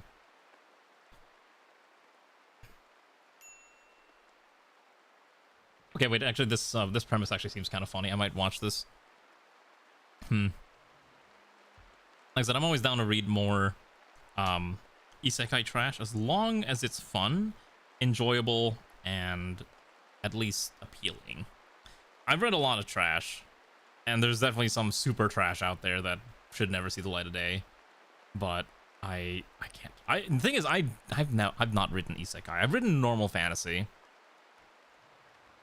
And she lets Dominic be on top of the world, doesn't mean work on him. I'm pretty sure in the manga she starts to fall in love with him is the problem. I think in the anime it's like super early still, but in the manga I think she does start to fall in love with Yuki at some point. I've said this before, but I'm pretty sure if you put a gun to my head and you made me sit down and write, I could probably spit out isekai trash that would probably include every single major trope, and it would be like a 10 out of 10 banger hit. And by 10 out of 10, I mean this would be so bad that people would want to read it just to see how far the dumpster fire goes. Because again, anyone can write isekai. It's whether or not you can write good isekai. The thing, oh my gosh, that's a lot of invaders. Holy moly, that is 80 people. What? Oh, and they're all coked up on drugs too. Oh, we don't have enough turrets for this. Oh, Jesus Christ. Yikes. It's a lot. I do not have the defenses to handle this, like, at all. We don't have enough gunners as part of the problem. Ziryu, have I gotten you upgraded yet? No, you're still using a crossbow. You need to be using something else. We don't have enough rifles, huh? We do. Okay, we're gonna have you switch to the ratkin assault rifle now. I heard about Shangri-La Frontier before. It's not something I've seen, but I have heard about it. I'm trying to think like what was the other like. God, I don't even read that many novels. Oh, Daisy's out there. No, Daisy, come back. Oh no, Daisy's gonna get murdered. If I can't let Daisy get murdered, or Ray's gonna murder me. I'm not sure if Daisy will be able to escape in time, but we'll see.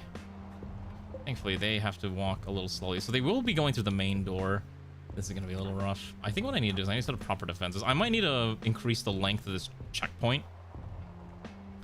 I probably will increase the size of this checkpoint significantly at some point. Everyone with a gun needs to get over here ASAP.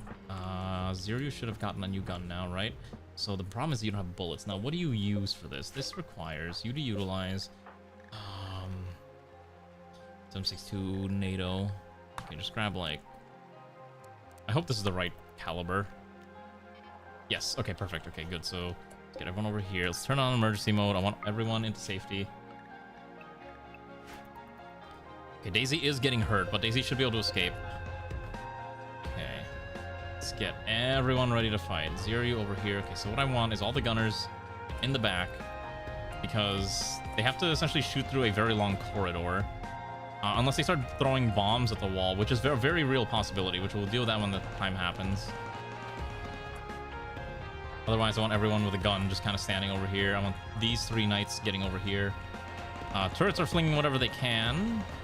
Looks like we killed a few. That's still 80 we have to fight through. Oh, they are just going to bomb through the bottom corridor. Yep. Oh, they're going to try to shoot the turret. Okay.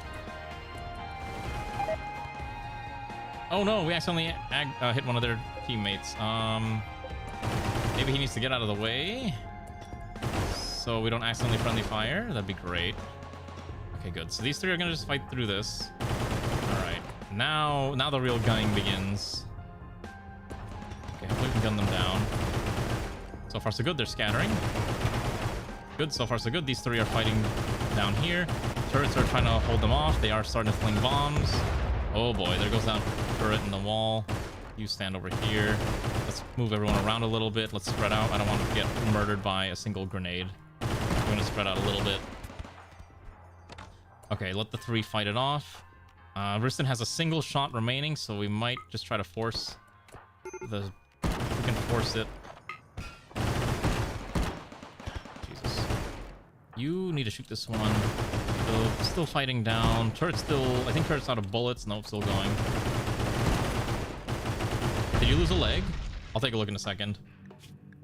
You're missing a hand and a thumb, and also a tail. We do need to fix that. Oh, boy. Okay, the grenades are being blasted. Okay, so that seems good. They gave up. Fantastic. Okay, so we got through that, surprisingly, with minimal injuries. The only one who really got hit was Xanth. Other than that, that went fairly well. All right, let's undraft everyone. I don't think I want to capture any of these. There's not really a point to. I mean, I could capture them. The only reason I would consider doing that is we have a farm upstate, and I could just send a bunch of people over there. So if we do that, let's see, let's wake everyone up here.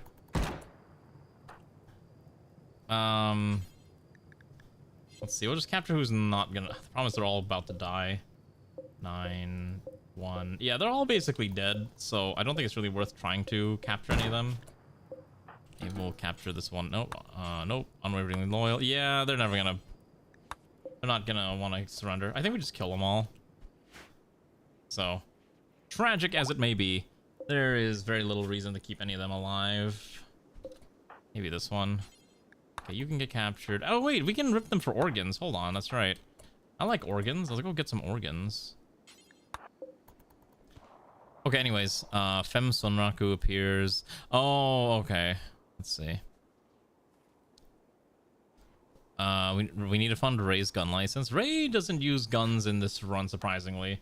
She doesn't actually have that much combat stats, so I'm trying to leave combat to all the combat specialists more than anything else. Okay, I also need to dump one of these into this room. Let's get that built out. It's gonna take a little bit. We gotta get this repaired, and then we gotta deal with this nonsense later as well. We gotta repair all the turrets, because over here, what we gotta fight is we gotta fight 25 scythers. We'll probably just fling a bunch of grenades over there once we get everyone tended to. So anyways, yeah, modern anime and manga is just such an interesting topic. Mostly because, again, I don't watch a lot of recent content. And I mostly just watch what I find to be quote-unquote entertaining, whatever stuff.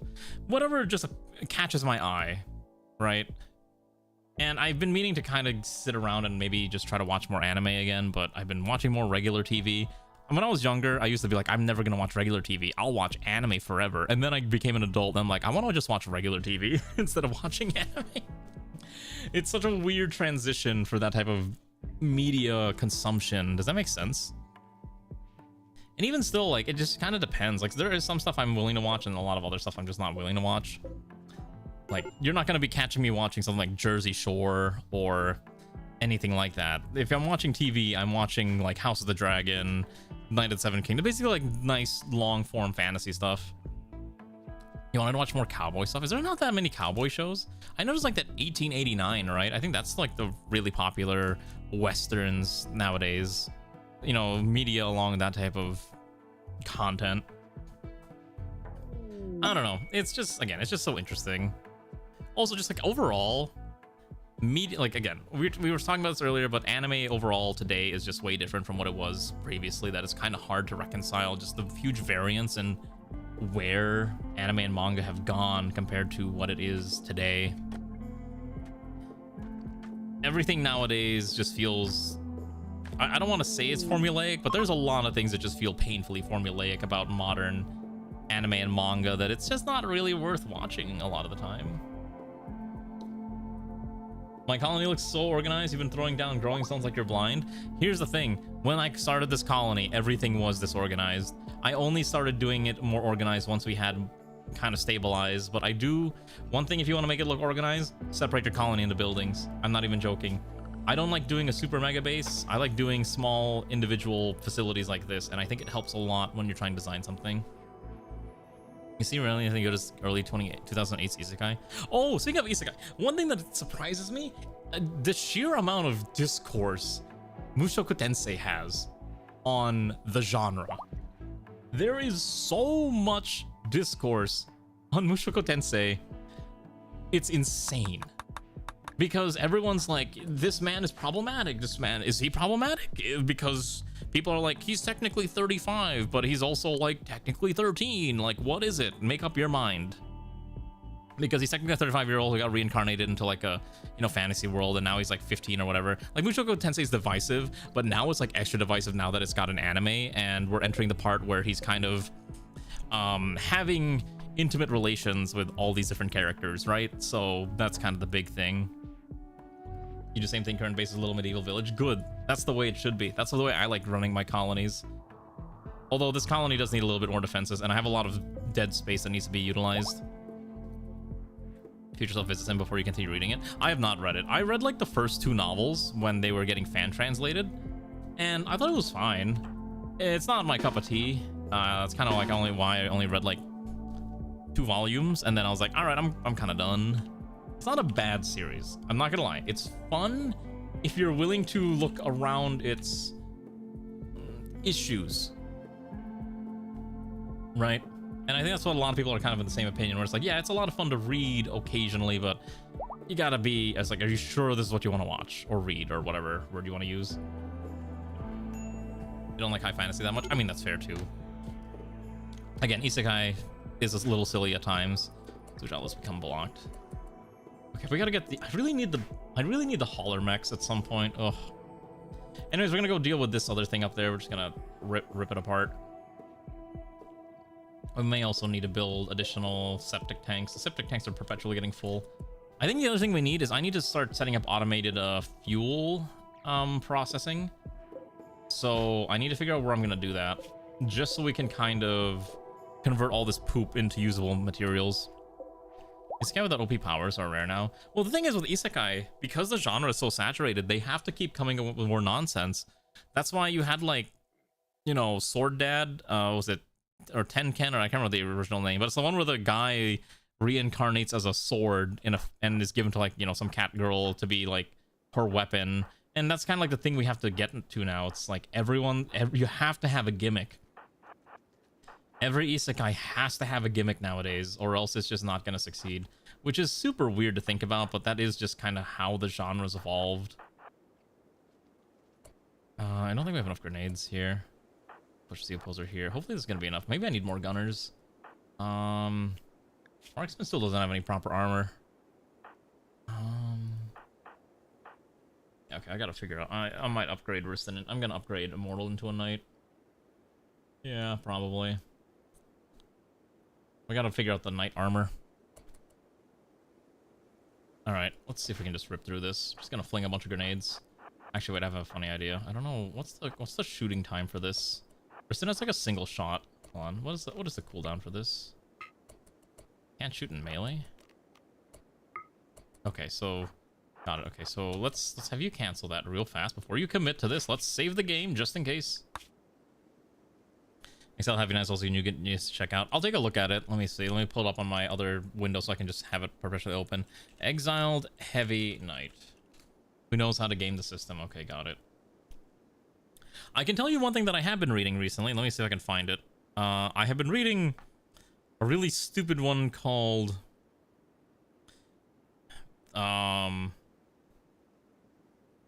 it's not an anime yet. Realist Mao ni yoru seiki naki isekai kaikuku, or the reformation of the world is overseen by a realist demon king, which is kind of interesting. And I was like, well, I mean, at least it's an interesting interpretation of the isekai genre, where there's a lot of ones where characters are just getting reincarnated into being the villain because of a video game. It's like we're getting so meta now where characters are being reincarnated into video games that only exist in the property, and that's the only way that they can kind of show off, like, oh, okay, yeah, we're getting reincarnated, etc, etc. Okay, let's fling grenades here. You get a grenade, you get blasted, you get naded, you get naded, and hopefully you're close enough to get naded, and hopefully Xanth can just kind of hold the line here. Alright. Oh, alright, well, oh, too late. I think Airman Joker's probably gonna lose a limb. Uh-oh. Alright, well, we'll do what we can. Okay, they went straight for Avriel's kidney and spine. Oh, the bomb blasted too close by. Okay, so that's unfortunate. Okay, so we're gonna have you switch to your gun. Risten's Xanth's gonna try and hold off. We're gonna have Risten pivot down here. Kefir, we're gonna pull you back a little bit. Let's get the medical team up here now. Want Alana and Exonia over here now. So far, so good. You're holding the line. Okay, Airman Joker should be okay. You switch to your gun, start shooting. Oh, Xanth went down. Alright, tragic. Alright, that did not go the way I thought it would. Okay. Not too bad. Okay, so who's my priority 10? I think Avriel is, right? Can you quickly stabilize? Okay, Risten is a doctor. I'm gonna get Risten over there. I'm not sure if Risten's gonna be able to be fast enough. Okay, stabilize here. Can you stabilize? Just a little bit? Okay. You focus on stabilizing. I'm not gonna interrupt that. Hammer and Joker should be okay. The doctors are on their way.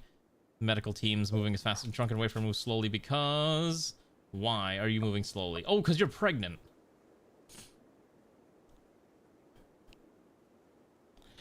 Okay, so the thing is, I don't read manhwa. Like, my biggest anime boomer take is I just do not read manhwa at all. And there's nothing wrong with manhwa inherently. It's just not anything I particularly care about, like, reading. Is just the reality of it. I know a lot of people like manhwa. Oh, okay, I think Avriel's dead here. Yeah, Avriel unfortunately passed away. I could not rescue Avriel fast enough. Dang. That's tragic. Even had to reprocess her stomach too. Avriel was really good at building too, which is kind of tragic. Alright, we'll get Avriel. I'm sorry, Avriel. I thought that would be enough explosives to deal with this, but apparently it's not. Maybe I just need to start slamming mortars down. Alright, well, at the very least, we'll try to get everyone else rescued. Let's get you quickly tend here. We'll have Risten quickly tend on Kefir. Hopefully Kefir survives. Airman Joker should be okay. You're being tended to slowly. Worst comes to worst, I just need enough tending so that until Alana can tend to one of these instead. Okay. So what we're going to do is we're going to have you rescue, and then you pivot here, tend here. Xan's injury should be enough to be okay. Basically, once they're no longer dying, we can just have someone else tend to them temporarily. We'll tend without medicine. You can go back. Okay, this should be fine. You go back. Okay, you... Drunken Wayfarer is pregnant. We can't have you do things. Also, make sure we grab all the corpses. Also get the corpse of our dead friend. Okay. Should be fine. And then I'm going to have Risten go beat up this thing. It's up to manhwa and Korean knowledge, even though it's just the same now. Well, I mean, again, that's a part of the main problem, is that a lot of it is just the same genre over and over and over again. The thing is, like, I remember seeing somewhere that the way you can kind of interpret the genres as a whole is Korean content seems to be about starting from... It's like, it's very much like progression based. Does that make sense? It's very much like you start at the bottom and you're trying to go climb your way up and trying to overcome and showing everyone how you're the bestest ever. It's very much like wish fulfillment in that way.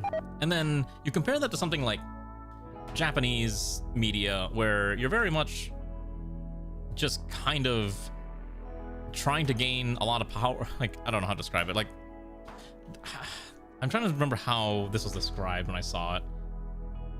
I mean, it is all wish fulfillment. I don't disagree. One of my friends said that, for example, I was watching the Guild Receptionist anime, which I don't know if you've ever read it, but one of the biggest differences, or like that thing, is he described it as Japanese salaryman wish fulfillment slop. Is kind of how it was described, and I'm like, you know what? That's not wrong, in a way. Okay, this is dead. Okay, let's quickly get these out of here. And then we'll get this burial site built out. We'll have Ray slam it out. Get Avril buried. What's Murim slop? Do I need to Google this term? Murim. Manhwa. What does this mean? Okay, it revolves around martial arts. Oh, okay, got it. So it's basically wuxia, but for the Korean market. Okay. I mean, yeah, okay, that's fair. I don't know. Like, again, yeah, that's right. Okay, so that's what it was. So Chinese media is very cultivation focused. Manhwa is very much like start from the bottom and you climb your way up through grueling work. And then Japanese wish fulfillment is you just get isekai to another world and you have like all your powers that you need, and you're like just god tier. It is very interesting though, just seeing how these different cultures kind of approach this type of fantasy wish fulfillment media content. And again, there's nothing wrong with what you want to watch. Did we bury the right person? We did not. Can we crack that open and not bury these stupid people that I don't care about? Crack this open. That person should not be in there. I want the correct person. Our dead friend Avril, not this random goober. Okay. I remember the first time I played Rimworld, one of my first things that I did was I made a grave for every raider that I killed until a good chunk of my map was raider graves, and I realized this is not feasible. And I downloaded a mass grave mod because I don't care about where I'm burying these raiders. I just need a place to dump them. The Stellar Swordmaster. All right, what is this? This is one that made you try Battle Brothers. Let's take a look. To be fair, I think Battle Brothers is a really good game. I know you were saying you're having problems with it, but it is just one of those you get better at it as you play more. That's just kind of how it is. All right, let's see. Webtoon. If I click chapter 1, am I gonna be impressed?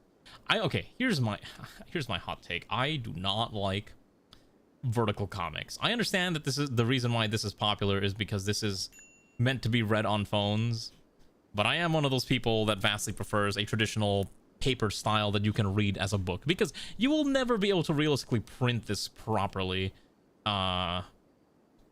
depending on how you do it. And that's why I'm like, I vastly prefer like a right to left or left to right reading rather than this vertical scroll methodology that's very popular nowadays with online media.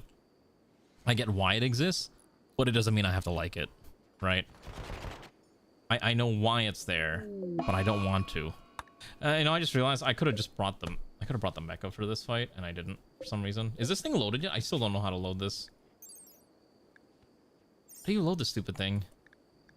Load the heavy pack. Normal. Armor piercing rounds. Or even an APHE. Let's see if I can dump APHE into this.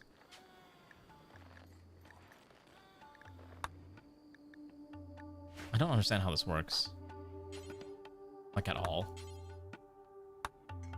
And that's the part that bothers me. I don't really know how this works. If I put an auto repair, is that enough to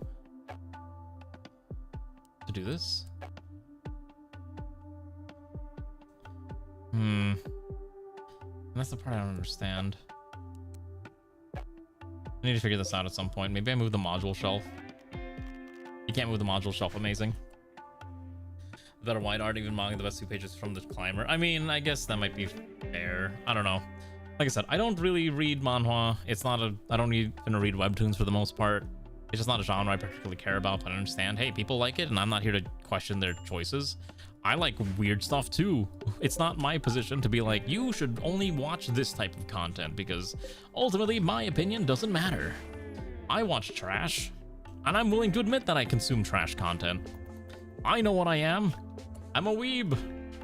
And I'm okay with that. Okay, let's not research this. Let's get the stockpile crates and then... Hybrid engineering. Don't really care. Organ replacement would be kind of funny. Biosynthetic spawn. I don't really want to move to spacer tech, but I might need that, some of the advanced stuff. Washing machines is not a bad idea. Security door might be useful. Okay, let's grab this one. And let's grab surgical instruments and grab the surgical lamp. And... I think that should be fine for now, possibly. Self-cooking animal stations, and then we still need to hunt down that last tech print at some point as well. So, anyways, yeah, like I said, consume what you want, but I know what I like to consume, and my consumption is very trash-based. It's okay. If Ray ever gets to look at if Ray ever looks at my reading list, she's gonna be so disappointed that it's just all isekai slop. And some of them are, you know, interesting. I'm trying to think of some of the other weird ones. Like, I do read a lot of, like, weird rom-com stuff. Oh, there was one I started reading the other day. I really liked. It was, forgot to put it on my favorites list. It's the one about the executioner. What's it called? Apparently the English title is The Executioner and Her Way of Life. That one I found to be very entertaining and very interesting, because it's like, oh...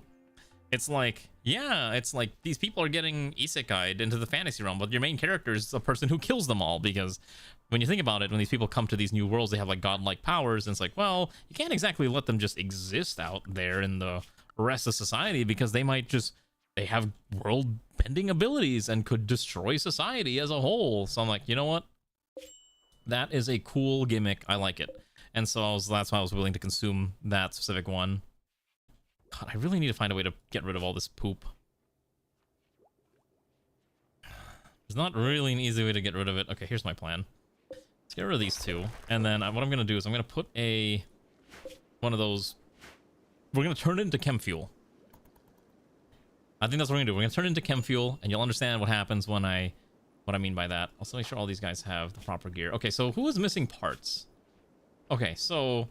Airman Joker is missing a leg and an arm, all of which he's going to need now. We don't have the advanced... let's see. How do we get bionics? I would love to get bionics. Okay, so it's a little deep in the tree. So we'll get there at some point, and we'll start replacing parts. But we also need to get better fabrication so we can make advanced components at a faster pace than what we're currently doing. Because right now what we're doing is not nearly enough.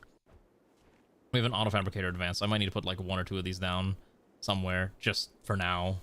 But we'll need a better setup, and we may need to build a new room for this type of production line, which is fine. I just need to figure out where I'm going to do it. Because again, I wanted to make a garden here, but the more I play, the less likely a garden is going to show up here, because this is a very tight area that requires basically all of our resources. So we may need to adjust the plan a little bit. Maybe something like this is maybe okay. Basically a way to lead from the front to the side like this. I mean, that might be fine. Okay. So yeah, like I said, I like reading trash, but it really depends on the level of garbage. And even like when I watch manga, I've just been watching like whatever seems interesting, but I need to see Yojo Senki season 2 because I thought Yojo Senki season 1 was fantastic. I really loved it. I got to watch the Yojo Senki movie in theaters. Let's just say, if you've never seen an anime movie in theaters, you really should try it. It is insane when you get to watch an anime film with the full like thumping of the of the sound, you know, like the movie theater sound system, just like, you know, breathing down your neck. It is such a cool experience. I do recommend it if you ever get a chance to try it. I know not everyone gets to ever try that, but again, I think it's really cool. Bleach movie drama. No, what is there's always drama when it comes to these productions. Okay, what's the Bleach movie drama? I'm willing to listen to the ails of what it could be. Let's see. God, there's so many bodies we gotta get rid of too. Ugh. Look at all these corpses. So many things that need to be rebuilt. Okay, let's get this all figured out at some point. We gotta also haul this tea in so we can finally convert more of that into drinkables. We have so much coffee. Okay. Yeah, it's fine. Alright, I guess I'll Google this up. Bleach movie drama. The one called 1,000 Year Blood Work of the Calamity. Limited theatrical run.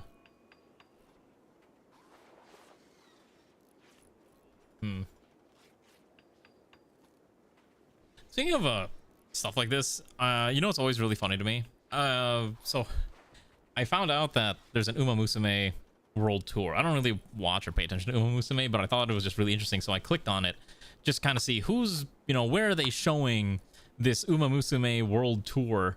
And the cursed thing that I hate so much is every time I read world tour, you click on it, you look inside, and all you're seeing is LA, and then maybe like one or two other international cities like London or Toronto, or even like Seoul if you're lucky. And I'm just like, why? Why do you call it a world tour if the only city you're showing in the US is just LA? It's just nuts. Why is it always LA too? Like, there is never anything in Chicago. It's always New York or LA, and it's just so annoying. Doesn't include you anymore. You know why it doesn't include you anymore? Because you're so close to Japan, you might as well just fly to Japan and just go attend a concert over there. Unironically, that's probably why too. It's just way easier to just fly over there, even though you're working with like funny Filipino money that's just basically like monopoly dollars, which I hate saying all the time as a joke, but I mean it's painfully true. Maybe one day the Filipino economy will be fixed, but not today. It ain't being fixed today. Oh, are they? Why is there so much red tape? Is it because the local governments want so much of that money from the, like, they want to tax the event like crazy or something? I don't really know how it works for oh, is it? Yeah, I kind of figured. I just assumed there's a metric ton of corruption. When in doubt, the answer is always corruption. It's always those wacky Filipino politician corruption. That's always what it is. What are you gonna do about it? You can't do much. Also, we should probably do this. Let's do the funeral for Avril. Someone's complaining every time there's a Korean concert. Oh, yeah. Well, everyone wants their cup of the their cut of the profits, right? All right.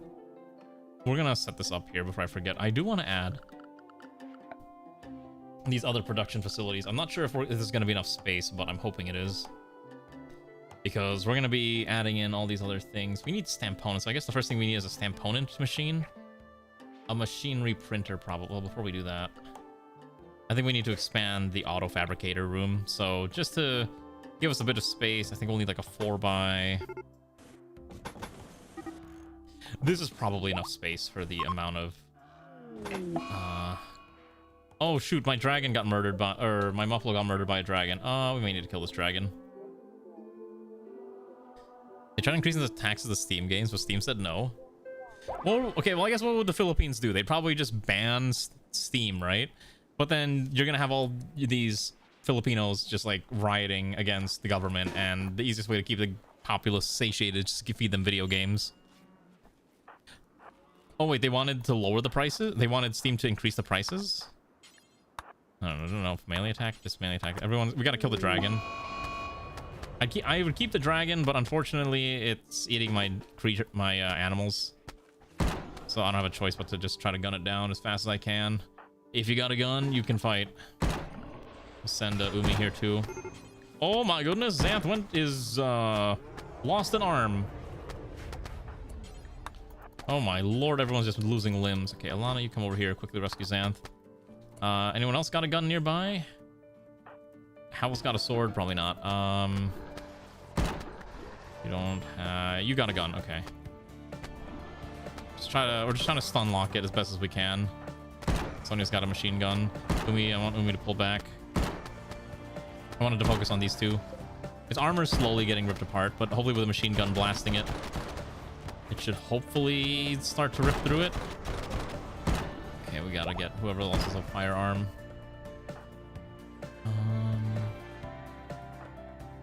Need more, Oh wait, you have an anti-tank rifle. Do you even have bullets for this? For the standard ratkin rifle, I guess. What is Space Case's loadout?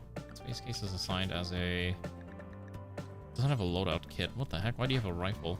Alright, well, congratulations, Space Case. You get to be a... rifleman. Oh my goodness, who went down? Oh, Riston went down. Riston is injured, so now it's just the opposer holding the line. Great. Can you lance charge this? Okay, good. You lance charge that. We'll pull back. Switch to this. Okay, hold the line. Oh, this thing is killing all of our knights. That's not a good sign. You need to quickly go in here, quickly rescue Riston. Ranu, no. You get over here ASAP now. Moral has a weapon as well. What are you using? What is this? Javelins? Okay, you have an axe. Okay, we knocked it out. Just finish it off. Okay. That was a little rough, but we survived. I think it does recharge mid-combat, yeah. Okay, so the problem is that Xanth is now missing... Or this is the opposer. So the opposer, you should probably go... Oh, we're out of medical beds. Okay. The problem is Xanth is missing a arm now, which means I need to make another prosthetic. God, we're losing so many arms. We don't have bionics yet either. Okay, to be fair, we had a these are guests. A lot of these are guest patients, so we're just trying to keep them alive. The race is we can rip this apart, and hopefully these turrets will get some bullets in them soon. We got to get more components soon. Ugh. All right. Essentially, what I'm gonna do is this room is gonna be used for. Oh shoot! No, we could just trigger this. That's fine. This room is going to be production automation with the automated fabricators from Eccentric Tech, and it's probably going to be fine. It should do what we need it to do. Okay. All right, I need to use the restroom because I've been like yapping nonstop for an unholy amount of time. Let me pee. I'll be right back. You can kind of just gawk at this real quick. Okay. I will return in a bit.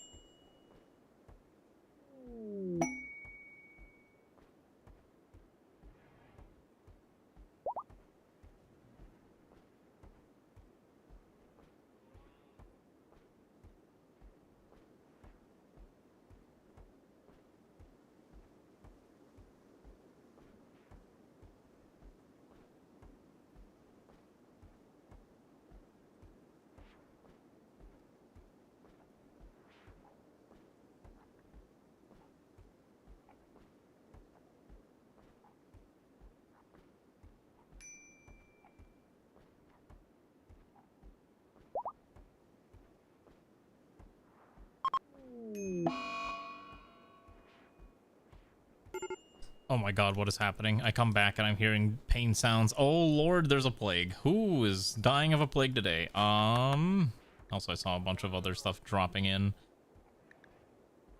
Oh, that's a lot of people with the plague. Alana, Steve, Drunken Wafer, Ranu, Riston, and Immortal all have the plague. Good, fun stuff. Nothing in games. Is it the Steam train sale? I saw that Steam is having a train game sale, and I'm like, oh boy. Fans are they're annoying. Wait, what game is this? Sorry, is the worst way managed criticism. All these quotes have been tweeted by Colin, one of the devs. What game is this person being mad about? Subway Builder? Wait, what? Hold on. Is this a new game that showed up on Steam? Is this part of the Steam train sale? Because I was gonna see if there's anything on this Oh, yeah, wait, okay, so here's the thing. I'm gonna talk about this because I was actually really interested in this game, and I figured it'd be fun to at least talk about this since I ultimately I chose not to buy this. So, there's a game that I was really interested in picking up when it came out, because it felt like the type of game that would fuel my desire to build super cool rail networks in a, fairly minimalist graphical way that would at least represent the type of thing that I enjoy putting together, right? I like transit games a lot. Transit games are probably like one of my favorite genres of video game. So, this game came out very recently called Subway Builder, and it was like in indie development for quite some time, and I thought this was going to be like a $10, maybe $15 or $20 game, right? Basically, you build subway lines over real cities, and you can kind of use that to see if you can be a better urban planner when it comes to public transit than, real planners. Granted, real planners have to contend with a lot of things like actual construction costs and whatnot, so it's not exactly an easy thing. It's not exactly a one-to-one ratio, but it's more designed to be like, okay, what could you realistically do if you were to try to put stations down and whatnot? But one of the problems with this game is that apparently a lot of it was AI vibe coded. And I did not know that when I first heard about this game. Okay, this game is called Subway Builder, FYI. And the release price is, the MSRP is $40 fucking dollars. And $30 is the sale price for it just coming out, which is insane. I've been looking at this game for quite some time. But apparently this game was not only like AI vibe coded and whatnot, and the developer was kind of a dick to people who purchased the game and whatnot. Like, conceptually, the game is interesting. Supposedly, the game uses real maps, sourced from whatever service that he's using, and uses real information about those cities. That way you can build like a realistic population, build realistic population as well as like where people have to go to and from and whatnot, right? Very much like deep simulation for public transit nerds. This game is always online for some stupid fucking reason. And I don't like swearing very often on stream. I try to avoid it. But no game in this day and age, unless it's a multiplayer game, should have always online requirements. Least of all, a stupid train network builder does not need to have always online information. And apparently, it's like, oh, because it pulls live demographic data. I don't need you to pull live demographic data. Pull out the demographic data for one point in time and call it a day. You do not need live demographic data all the time for this. And it doesn't make any sense to me why they chose to go with an always online. So as soon as I saw that, I'm like, I don't care anymore. I just don't want to buy this. Like, I was deeply interested in picking it up at first. And then as I heard more about like what's going on with the game, like I was like, I don't care anymore. Like, I'm good, fam. I will literally just choose not to play this or buy this. And it's also like, again, for this game, it looks really nice, and it is a type of game that I would love to play, but this should not be $40 is my honest opinion. Like, this should probably be $20 at most for regular price. And you can see a lot of the reviews are just really negative, and it is just insane. Yeah, they use Claude to code the game. It's not disclosed on the Steam page. Yep, decent amount of bugs, always online, and a lot of other issues as well. So that's kind of like the biggest problem. It's such a huge yikes, and I was like, well, I was excited for this. I'm no longer excited for this, and now I'm just not gonna buy this. Like I said, this really should be like 20 USD at most it should not be 40, because again, it's probably using OpenStreetMaps like for that data to build the city out. If they're smart, they're using that because it's free, versus using something like, I don't know, some kind of like expensive Google API. And I'm sure the demographic data they can probably pull for free. I highly doubt it's pulling live demographic data, because it doesn't make sense to have live demographic data in a stupid train simulation video game. I love train sims. You do not need live demographic data. That is just so completely overkill. There is like no logical reason why you should have that type of thing. Always online is such a blight on video games. It's only useful, it's only relevant if it's a multiplayer video game. Otherwise, you should not have always online, and I will scream this to the heavens above until the day I die. This truly should not be always online, okay? Nothing should be always online like this. It's just insane. You know what I mean? I don't know. Anyways, if there's any good train games you see on the train sale, let me know. I'll consider streaming it tomorrow, because I don't know what I'm streaming tomorrow yet. I was half debating if I wanted to stream Running Train again, because that was kind of fun as like a just chatting stream for like a 4-hour bit. And again, it's a really well done game. I'm hoping we get more updates soon, but it's still super early access, and he hasn't released any new content since it came out a month ago. I'm sure he's slapping out new trains, maybe a new route at some point. So we'll have to see. I'm sure he was busy doing like bug fixing too. But it's just so much, like, there's just so many better games than paying that much for a rail subway builder. You know what game you could play instead? Play City Skylines. Just download any of the mods or pre-made maps and then build out your rail network that way. You'll probably feel a lot better. I wish I was joking. I do like that zombie defense game too. Like, we haven't played it in a long time, but it was a lot of fun. What's NIMBY? All right, NIMBY. Okay. Oh, NIMBY rails. Oh yeah, I've seen this. Yeah, see, like, this is $20, and this price point, it makes a lot of sense. There is one game I'm interested in at some point. So there was a game that I was following for a while, and then I was like, okay, you gotta be kidding me. You know what I found out? Apparently Hooded Horse picked it up, and I was like, you've got to be kidding me. How does Hooded Horse pick up every game I'm even vaguely interested in? It was insane. It was this one. This is literally just a traffic engineer puzzle game, right? Where you have to just build like the perfect roadway system to deal with traffic and everything. It's like it's imagine like a city builder without the city builder, and all you're doing is the road building aspect and building, you know, figuring out how to have the most optimal flow of traffic through your city. And then I was like, you've got to be kidding me, it's Hooded Horse again. And I'm like, all right, you got me again, Hooded Horse. You know, it's funny, they also came out with a game recently. What was it? Fog Piercer. They gave me a key for this, and I was like, oh yeah, I should probably try this. I thought about streaming this. I thought it was like a train city builder, but it's actually not. It's like a roguelike deck builder, similar to you know, Slay the Spire and all that. So I'm unlikely to stream it, but it does look kind of interesting for a play on your own time type of game. And it's also one of those rare games that they actually release in full, you know, full release instead of doing like the early access stuff, because a lot of stuff times are just like, anyways, this game is early access, and it's like, cool, when's it fully finished though? You know what I mean? That's kind of like the big problem with I love Hooded Horse stuff, but man, a lot of it does just only end up in early access for a long time. Okay, did we finish those external parts? I think we did, right? Okay, so who's missing an arm? Let's figure that out first. I think the easiest way to figure this out is, what does this mean? Does this mean they're missing something? If I go to Airman Joker, see missing body parts? He is, okay. All right, so we're gonna give Airman Joker a new, oh my gosh, yeah, he needs a new arm. I think he gets the prosthetic first. Prosthetic right. I don't have a peg leg, right? He's missing his foot. I guess he doesn't need a, I guess it can be fine. I don't have a prosthetic foot, unfortunately, available. We'll give him a wooden foot for now. I think that's probably the best we can do until we can get better options. Again, a lot of these are temporary fixes until we can get a better long-term solution. Unfortunately, long-term solutions are a little few and far between right now, and so that's kind of the big problemo that we're dealing with.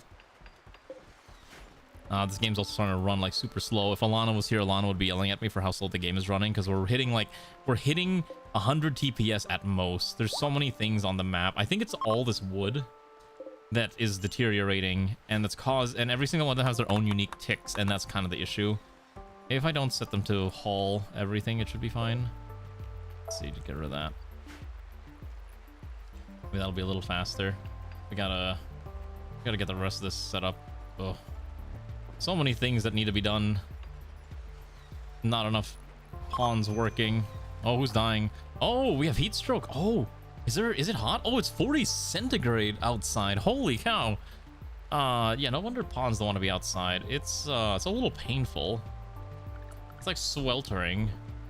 Okay, well, we may need to set up an AC system in this set of bedrooms, which I didn't think about, but I think we have to. Put an AC unit like right there, and then we need to run air conditioning pipes throughout.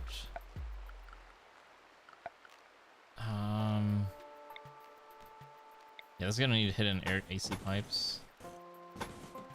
Just run it throughout, and then I think we can just dump the AC units in the back corner here. No one's gonna spot them. I think one should be enough for the whole building. Export games only added. That's not Hooded Horse. I mean, hey, that's fair. I mean, like I said, I love Hooded Horse games a lot. There's like a few that I'm just kind of waiting to come out, and then I'll definitely be interested in streaming those. Oh, can we stop Exonia from doing this? We're just gonna free Exonia now because Exonia was being angry sad, so we'll just release, and that should let us have Exonia back without having Exonia destroy my industrial automatic mason. Actually, because of the heat, what I'm gonna do is I will trigger this psychic soothe pulsar for the time being. That should at least alleviate the heat problems. But yeah, like I said, I like a lot of what Hooded Horse puts out. They are making another city colony builder that I'm interested in. The one that's called like Beyond the Stars, where you're like on the back of a giant space whale. I was like, that looks really cool. But yeah, like a lot of the games that they just seem to be releasing all the time is just like city builders and colony builders. And I'm not gonna lie, I'm basically the target demographic for all that stuff. Like as soon as that rogue carrier comes out, I'm like, I want to stream this, because I'm like, that looks kind of sick. I love stupid games like that, where it's just like, all right, you get to own your own insert type of vehicle and you get to travel the world with it. I'm like, yeah, buddy, let's go. Sorry, let me quickly adjust my headset. I have to charge it. So I don't know, kind of just depends like what you're into. I need more transit games, honestly. I think the only thing I've been really excited for is like, I'm excited to see Transport Fever whenever that comes out in a, because that one got picked up by Paradox of all things, which was so weird. I did not expect Transport Fever 5 to be picked up by Paradox, considering Paradox is already busy with their other transit game, you know, City Skylines, which I don't care if people say City Skylines is a city builder. Let's be real, it is in fact a transit simulator more than anything else. So we'll have to see. God, speaking of Paradox, I've not played a Paradox game on this channel in forever. Maybe we should. Maybe I should finally bite the bullet and buy Europa Universalis 5 and just stream it. The problem, and the only reason I don't stream Paradox games much anymore, is that they're all very like obtuse and kind of hard to parse if you're just watching it for the first time, unless it's Hoi 4. Hoi 4 is very easy to parse if you're new to it, because it's World War II. Everyone knows World War II. It's easy to understand. You start playing something like EU5 or Vic 3. I actually uninstalled Vic 3, or you know, any of the other ones. It becomes a lot harder to understand. Also, wait, why are we screaming no don't? Is it that bad of a game? Is EU5 that bad? I saw that they just came out with a new DLC, Fate of the Phoenix. Oh my gosh, that is 31% positive. That is really bad. Is this Eastern Roman Empire and Fate of the Phoenix adds flavor and content to the Byzantine Empire? Okay, I see. Well, what's 1.5 supposed to introduce? Because I see 1.3 is the most recent patch that just came out, right? God, you know, I really need I need a factory game. Palworld is kind of a factory game, so I've been playing a decent amount of Palworld to kind of scratch that itch, but I need like a dedicated, like I just need to play Factorio, or even, what's that other one? What's that other factory game that's like super popular? Satisfactory. I need a factory game. There's so many moving parts that I hardly know what they're doing. No, so the thing is, I won't stream Great Hacking Horizon because that would literally take like 100-something hours, and I do not want to stream for like 100+ hours for a single title that's not any of the normal stuff. There's so many moving parts that devs don't know. What do you mean there's so many moving parts? I don't actually know how it works. You know, the thing is, I didn't buy the new Hoi 4 DLC. I kept telling myself I'll buy it so I could do like a Siam or Australia run, but I just ultimately never got around to doing it, and a lot of people just really didn't like the DLC either, which is a little tragic. It doesn't also help that they're charging like $20 for what is such like a half, you know, complete DLC and all that, and also for some of these other bundles, it's just so expensive. It's insane. I don't know. What's cabin? Let's create. Oh, create. We haven't streamed. I don't know. So we haven't streamed Minecraft in forever. I might shut down the server for the time being until I know what I want to do with it, which is either going to be Zomboid or I don't know. I thought about Community Factorio, but I'm like, Factorio is kind of one of those games you kind of play on your own time anyways. So it's not really worth it unless we do like it's only active while I'm streaming. Oh my gosh, drunken wayfarers in labor while having the plague. That's a lot of things happening at once.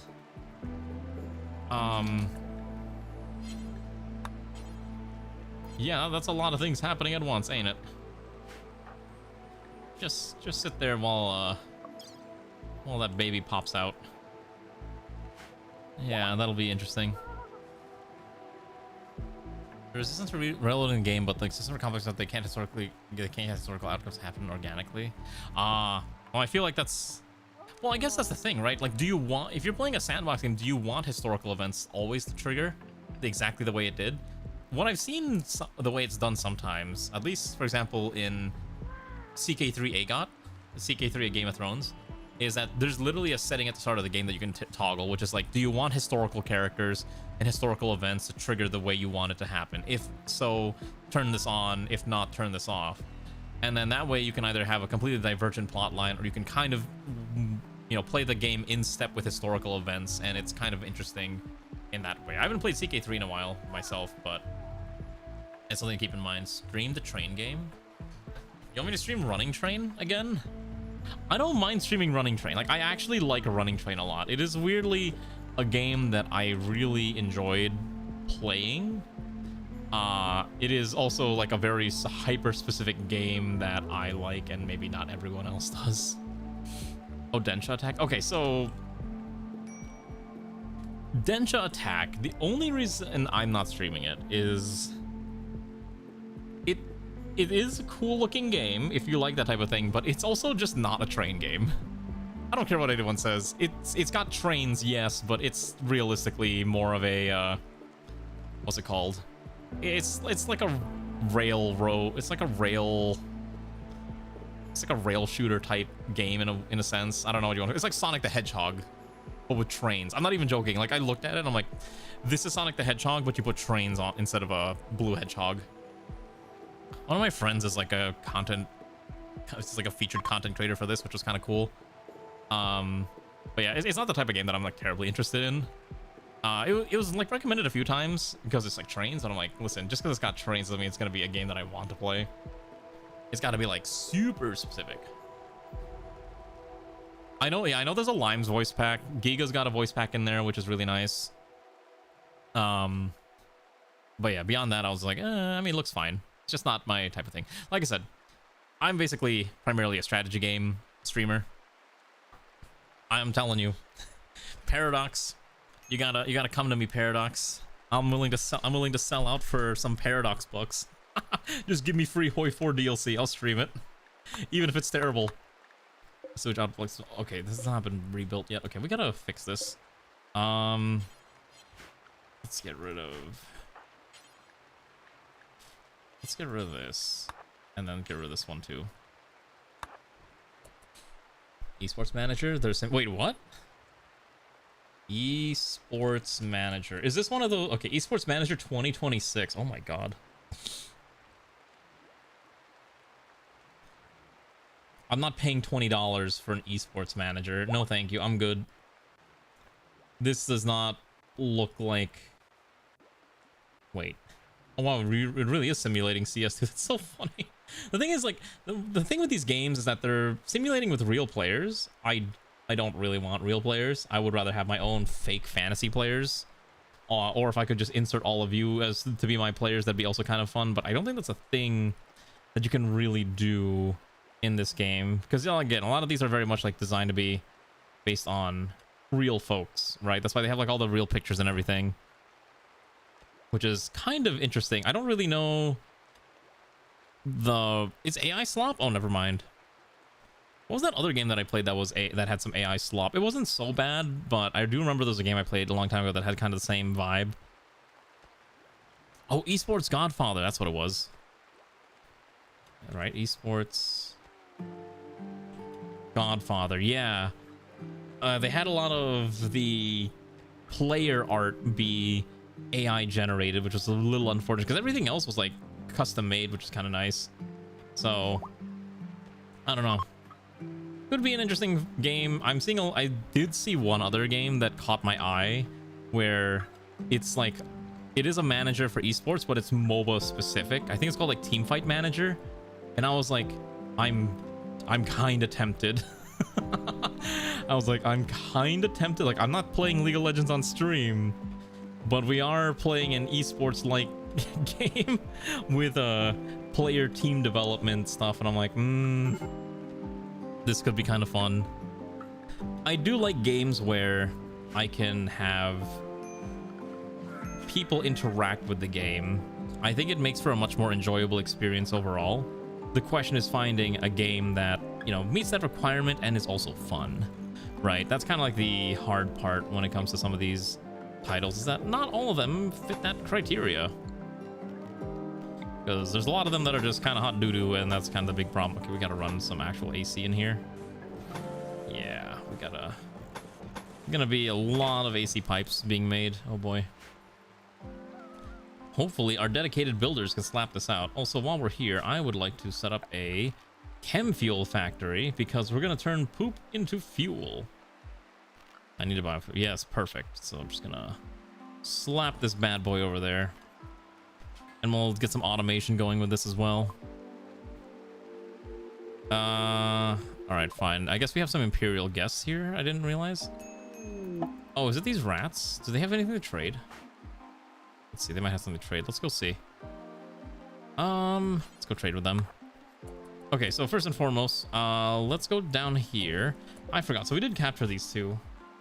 This one's willing to join us, so I guess we'll convert him first. This one's not. Oh, he is willing to join us, so maybe we'll have them join us and then we'll just send them to a farm upstate once they are tended to. Steve is dying of the plague. Oh wait, we had a new baby. Oh shoot, there's a baby rat. That thing is bald and its name is Pistachio, and I do not have a baby room.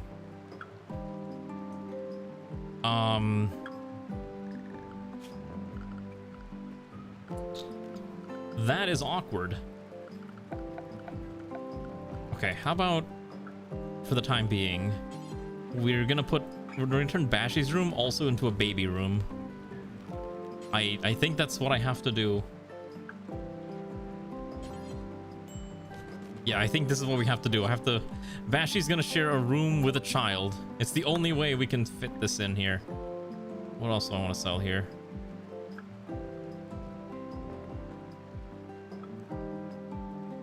Oh, here we go. I'm willing to sell a lot of my wood. I'm willing to sell 2,000 wood.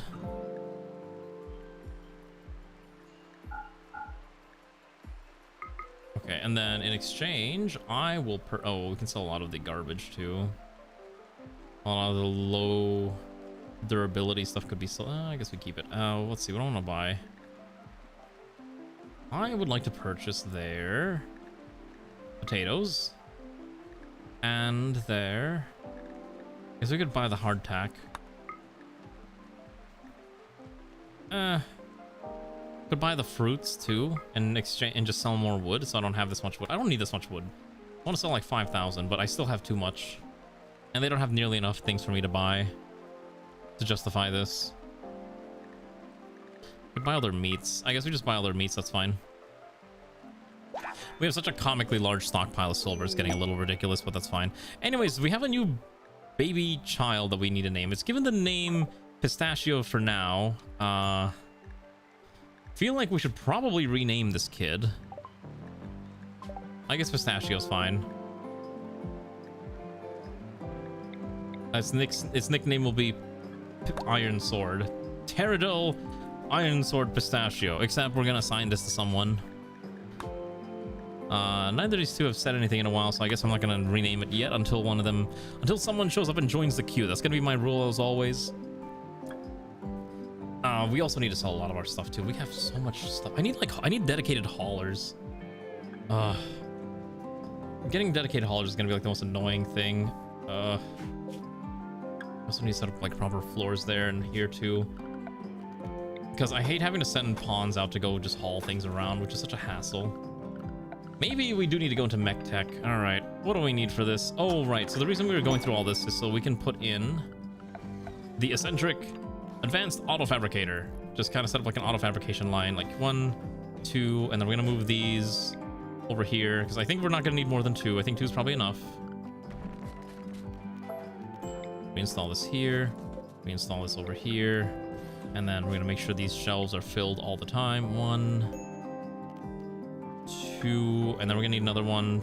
I think we need like 3 because you need plasteel and gold, and then you need the actual outputs. So maybe like this is fine, and that should have everything we need. But yeah, God, I hate the fact that again, even video games are just AI slop. It sucks. We'll never be free. How much do you want to bet that GTA 6 has a bunch of AI stuff in it, and when people don't notice, it'll be like, oh, it means the players don't care, they'll buy anything. I guarantee that's probably happening somewhere, and people are still gonna buy it up because it's GTA. What's the saying? A game's only good if it's got gun and ball in it. Oh my gosh, those are always the most popular games. It gotta have gun or it gotta have ball. I don't play game with ball, but I do play game with gun, and it's a little unfortunate that that's just the reality of my game choices. Even Palworld is a game with gun, and I am the prime demographic. Is there really no good train game? I keep looking at the train sale, and I'm like, none of this is just like a game where I can build rail lines. It's just all games like where you can ride a train. Like, what is this? Train Sim World 6?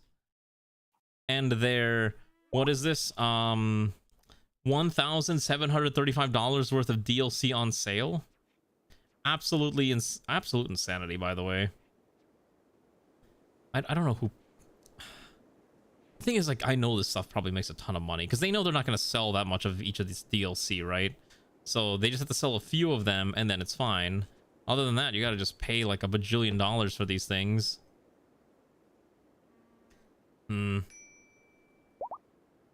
because if you want more routes, you got to go pay like $40 for a route. West Coast Main Line is $40. What in the world?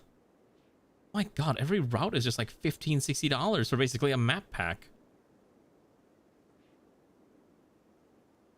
What? Okay, well, you know what? I'm not going to question it. Someone's out there buying this, and it ain't going to be me. All right. There is definitely dedicated people who are willing to pay for this, and I shan't be one of them. Right? Yes, Drunken Wayfarer. Wiggling around. Don't worry, me too. I wiggle around a lot. Actually, speaking of stuff, you know, I mentioned I had a sunburn. Well, apparently it got really bad to the point where over the weekend, a lot of my... I started turning into an onion, and Ray keeps yelling at me to stop being an onion. Because if you don't know, when you get sunburnt, your skin starts to peel a little bit after a while, because your body is slowing off the, you know, the dead skin cells. And it's kind of been interesting, but it's also just very tender, and it's very annoying to deal with. But it's also just weirdly itchy. So all I'm saying is, if you ever go out into the sun for whatever reason, like a normie, please, for the love of God, put on a lot of sunscreen. Don't turn into me. You do not want to be dealing with that. Oh my god, we have more patience. Also, there's this quest here. If we're willing to deal with these pirates, we can get a reward, but we have to fight off a bunch of stuff that I don't really want to fight off. I really need I need dedicated haulers. Like, the sheer amount of stuff that this colony needs to haul around every day is just insane. And that's kind of the problem that we're running into in the colony, is just so much has to be moved. Alright, let's see if we can build, like, dedicated haulers. So, what do we need next? Okay, first of all and foremost, I need Ray to build...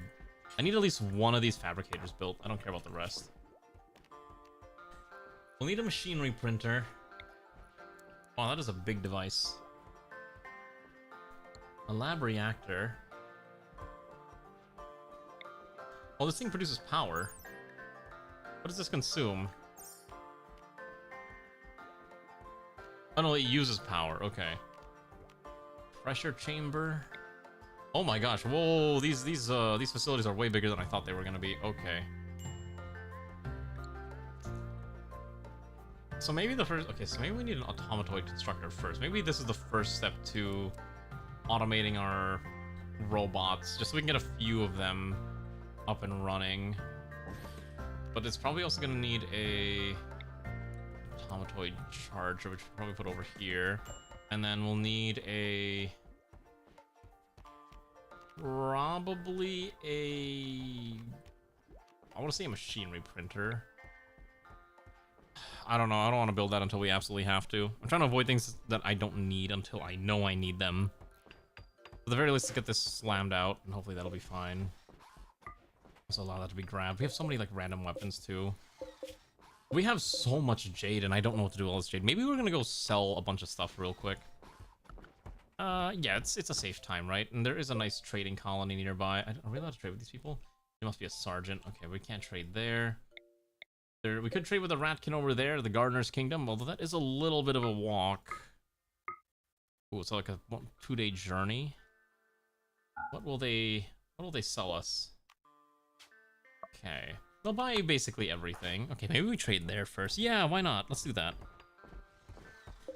Alright, let's do this. So first and foremost, once it's daytime, we're gonna force a leadership speech, and then we'll send off a trading caravan and just try to unload a lot of our goods that we don't need. So, anyways. Let me check my water.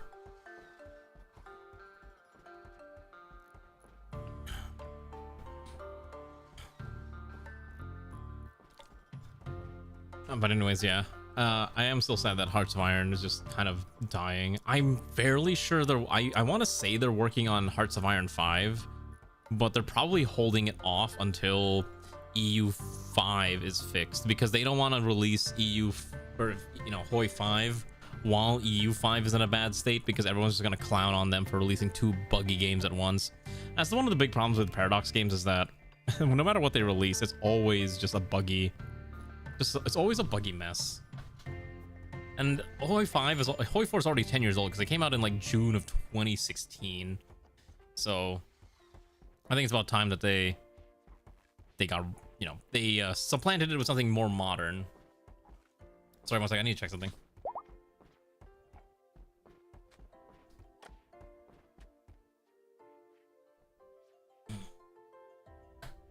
And that's kind of like how I feel about Hoi in general. It's still kind of funny. I actually do have a physical copy. Oh, one of the prisoners has gone mad. Maybe we should beat him up. His son's incapable of violence. Any of these people capable of violence? Anyone here? No? Alright, they're just gonna beat each other up, I guess. We could interfere. I also don't want to. Also, the dragon corpse, I think, rotted. Or not. I think it's frozen, right? Okay, no, it's frozen. Someone's gonna go in there, right, and deal with this. You got your fists. Just pull out your gun and just, I don't know, beat them up. This one should calm down if you just put his rifle over his head a couple times. There we go. Perfect. Actually, is this a knuckle duster revolver? Okay, we got a revolver. This is not useful. So, anyways, yeah.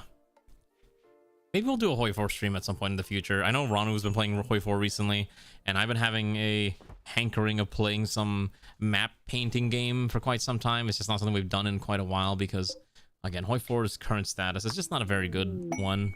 But I could be convinced. You killed the USA. Was it worth it? Was it worth killing the USA? Are you proud of what you've done? You killed the bastion of democracy. Actually, technically in the Kaiserreich universe, it's very, very much not a bastion of democracy. It's very much a bastion of disaster. I really should. Like, I miss playing just regular Hoi 4. I do like playing the alternate history mods, but I just haven't in forever. God, when was the last time I booted up Hoi 4? Apparently the last time I booted up was in April. So, it's been quite some time. Yeah. I don't know. Does Hoi 4 suffer from the plethora or like the deluge of AI coded slop mods? Because there is like, what's it called, is dealing with a like City Skylines 2 is currently dealing with a huge amount of AI slop mods, and some of them are actually like decent in terms of like what they want to do, but it's more that the fact that they're AI coded and it's usually not stated anywhere where it's AI coded, it becomes such a problem. Let's go for him. Okay. Oh, okay. I see. You're not checking. Okay, we'll send Riston and Kefir will be the adventurers for this time, because Kefir is a city merchant, which means he's got pretty good good trading skills. I think he should be, anyways. And Riston should have a decent amount of social skill, right? Okay, maybe we don't bring Kefir. We bring. I think we normally bring Ranu, so we'll take Ranu with us. And then we'll take the 3 Muffalos. And then we just gotta bring a decent chunk of food. Don't bring the fancy meds. Bring the basic meds. Like maybe 6 is fine. And hardtack. Bring like... Or actually no, bring the pemmican. Bring like 187 pemmican. No, bring like 300 pemmican. And maybe like 1,000 units of hay. Okay, what are we having them bring along? Every leather we have. As well as probably as much wood as we can physically carry. Because we don't need this much wood. What did I do? What did I click? Oh, I don't need fertilizer. Okay. I think as much wood as we physically can carry is what we're gonna bring along. Maybe drop down to like 320, just so we have a little bit of like leeway, 5 kilograms of leeway. Should be fine. We'll send them over here. 1.7 day journey, not too bad. Send, go. They'll be back in time for dinner in a few days, and that should be good. Hopefully this gets slammed out, because again, we're trying... Oh, we're running out of power. Oh, shoot. Oh, it's because the generators aren't fueled.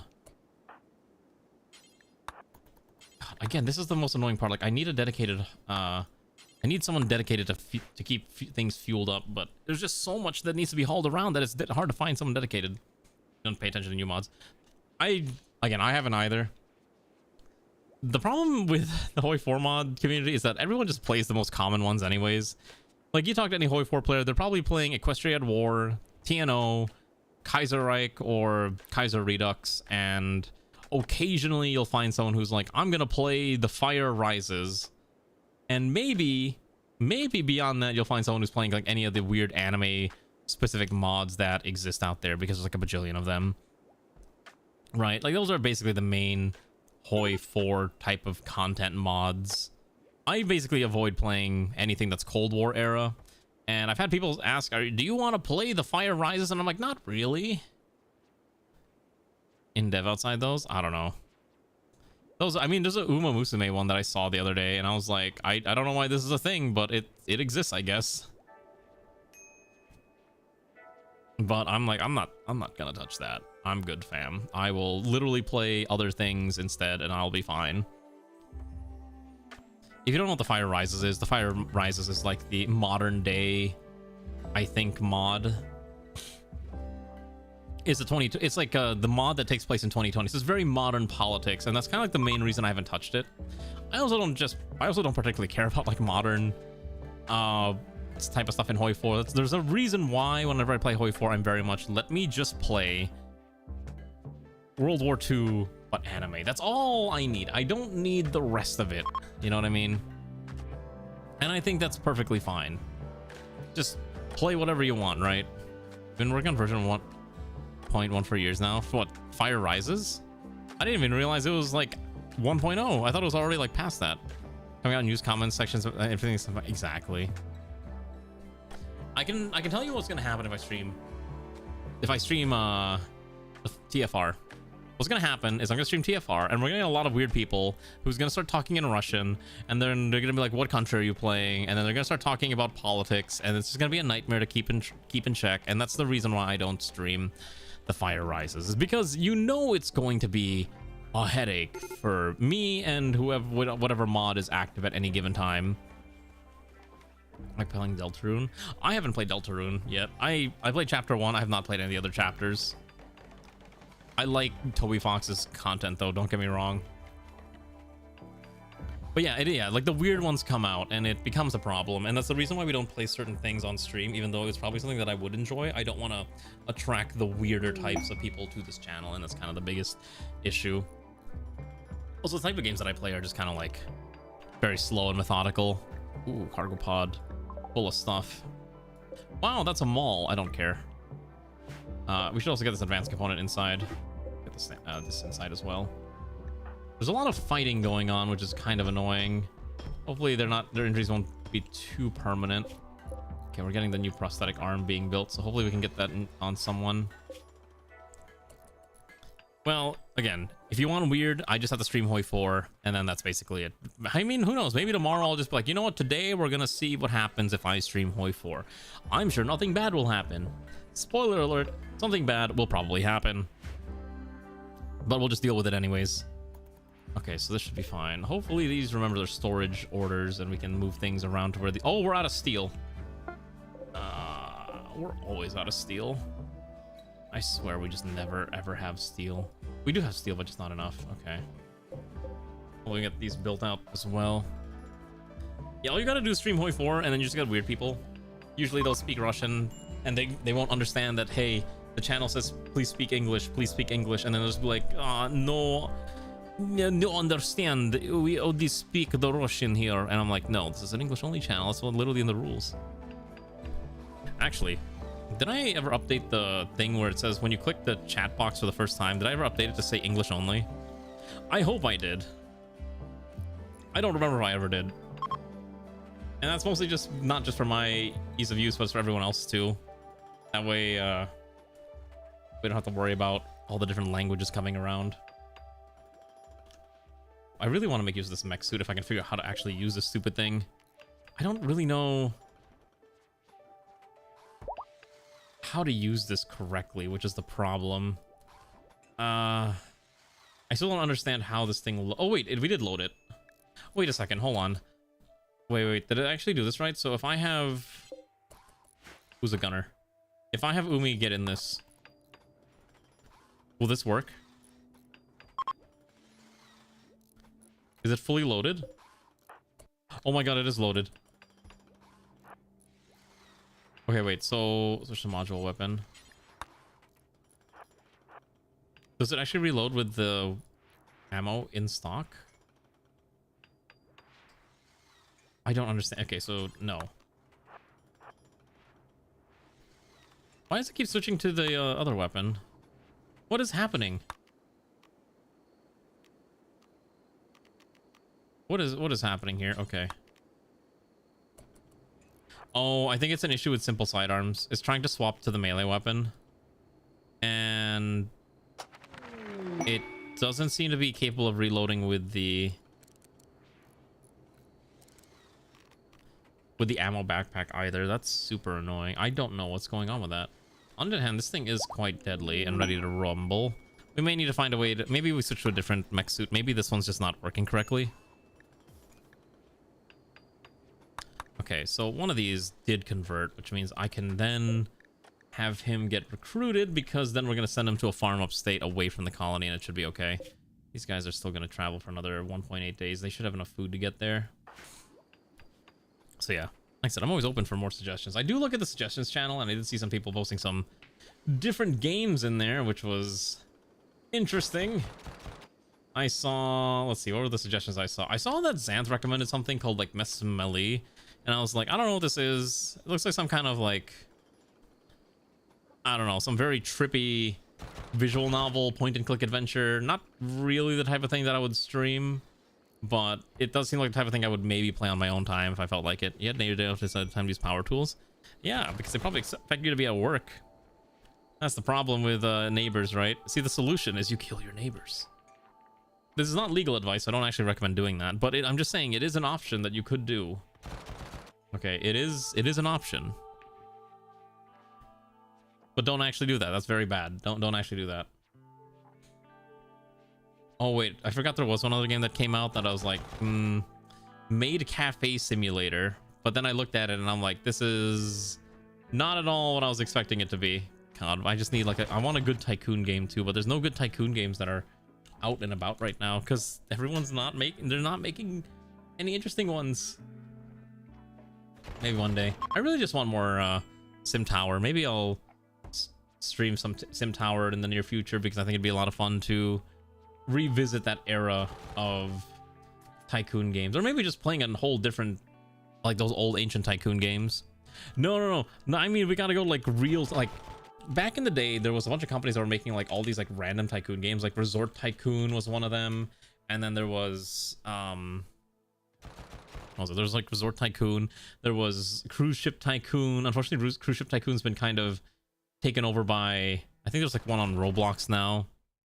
I used to do like Lemonade Stand. You know what we really need? I want a good hotel tycoon game.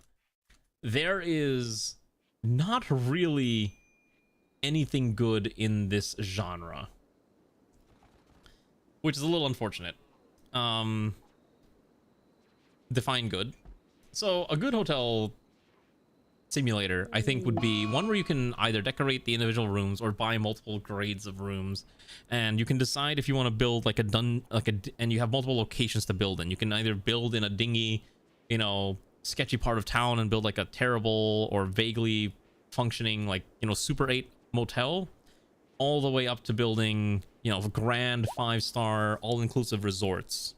And you have to manage the staff, you have to manage the rooms, you have to manage your guests, you have to manage the amenities and like all the different things that you can add there. And I think it'd be a lot of fun, but unfortunately there's not really a thing. The only thing I've seen so far is like some game was like, it's technically a game where you're building a casino, and building the hotel is just kind of like an additional aspect of that game, which is interesting. I think that's kind of a neat gimmick, but I don't really know of any like good hotel. I think there's one called like Hotel Architect, which is like the only other one that I've considered, but I don't remember if it's been on sale yet. So maybe I'll consider it at some point. Oh, it looks like it was on sale recently. So the thing is too, you can always turn Rimworld into a hotel simulator. Technically, this is a hotel room system up here that we have with these different rooms. We're not charging anyone for them, so it's free to use, but it is a option for our dearly esteemed guests to stay at, and they will enjoy their time by force, one way or another. I don't think I've heard of Resort Colony 2. Let me take a look at it. Resort Colony 2.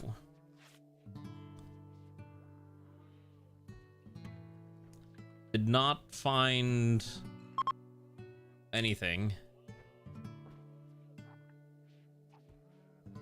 Yeah. So it's kind of like, again, that's just kind of like my thoughts with oh, that's what you meant, like in Rimworld. Got it. Yeah, we did do that like a long time ago. I'm sure I'll find another one day. If I find one that I really like, we'll stream it. But again, part of the problem is finding a good tycoon game with a good gameplay loop, and a lot of them just kind of have the same exact gameplay loop over and over again, to the point where it's not terribly exciting. And that's kind of the big issue. Like, yeah, you can make a good tycoon game, but is it going to be an exciting tycoon game? That's the hard part. And part of the problem too, again, is everything is just being slop-coded. So everyone and their mother is making slop-coded tycoon titles, and that's not fun. Also, we gotta hook these all up together, so we're just gonna run some wires around and Hopefully this will connect everything and we should be good to go for getting that supply chain ready, and we can have these things be making 24/7 until we have at least 75. And then we can get these going until we have at least, I'd say 20 in stock at any given time. We have so many guests coming in. We have another guest. Another person dying of wounds. We really are just a hospital. We're basically a trauma team. Okay, we gotta get all this moved into. No storage space for all that? What do you mean? We should have a lot of storage. Oh, I guess we don't. A Timberwolf is hunting Boomhouse. Okay. I don't know where this Timberwolf came from, but these animals need to stop coming up into our base at the most like random times. I suppose there needs to go save Boomhouse. Boomhouse is trying to fight it off, but it's not enough. Run away. Okay, there we go. You can escape, and Z-Poser can free. Perfect. So yeah, we'll have to see what funny options we got in the future when it comes to some of these video games, right? I already know what I mean, at least for the rest of this week, we're at least kind of set up already with King of the Castle, which was super popular, and obviously Fire Emblem, which we're long overdue to do some Fire Embleming, so we'll do that. Your pawn is cute hair. Yeah, your pawn, look at how adorable your pawn is. You like the twin low braids? I love that style. It's very, as the kids say, very moe and not cute core. I still hate that term. I will never forgive the modern anime fans for coining cute core. Who thought this was a good term to have? It's terrible. It's cursed. I hate that term so much. Oh god, we have so much like random trash here. Maybe we need to get rid of the knapsacks. We have like proper backpacks for most of the pawns, right? I don't think we need the knapsacks anymore. Crossback. Yeah, maybe we gotta start swamping. Anyways, how are you doing, Boomhouse? Hopefully you're having a good evening. Aussie pulls are still draftable. Let's undraft you. The caravan's only like 1.1 days, so they'll be almost there, and we can trade with them and see what they got. We could have them stop by the ancient complex. It seems like a pretty bad idea, so I think we will avoid doing that. See, look at that. Now that we have steel, the projects can continue. We can keep building, and all is well in the world. Okay, so this room needs to get a little bit more fleshed out, so let's get this slammed out here. I think what we'll do is we'll do a light, and then we'll do a light, and that should be fine. I can deal with 6/7s and Toronto, not cute core. No, I just don't like modern anime words like cute core. It's all, listen, Toronto Japanese is funny, okay? Like, Konnichiwa Guan Mina Slimes is just such a, like, just listening to Toronto accent is just so weird and foreign to me that it's funny. And then 6/7 is just stupid, but I'm not terribly like I'm not going around going like 6/7 ho ho ho. I'm not that brain rotted. I will say there was a video that I saw today that was actually kind of funny. But speaking of Zoomers, I thought it was really funny. There's a video of a guy who was like, so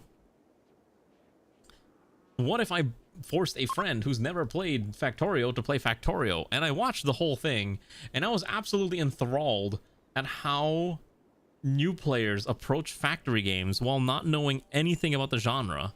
It is such an interesting experience, because I think a lot of people who play factory games already have some expectation of what to do when they first start, so that they're not terribly surprised by what's going to go on.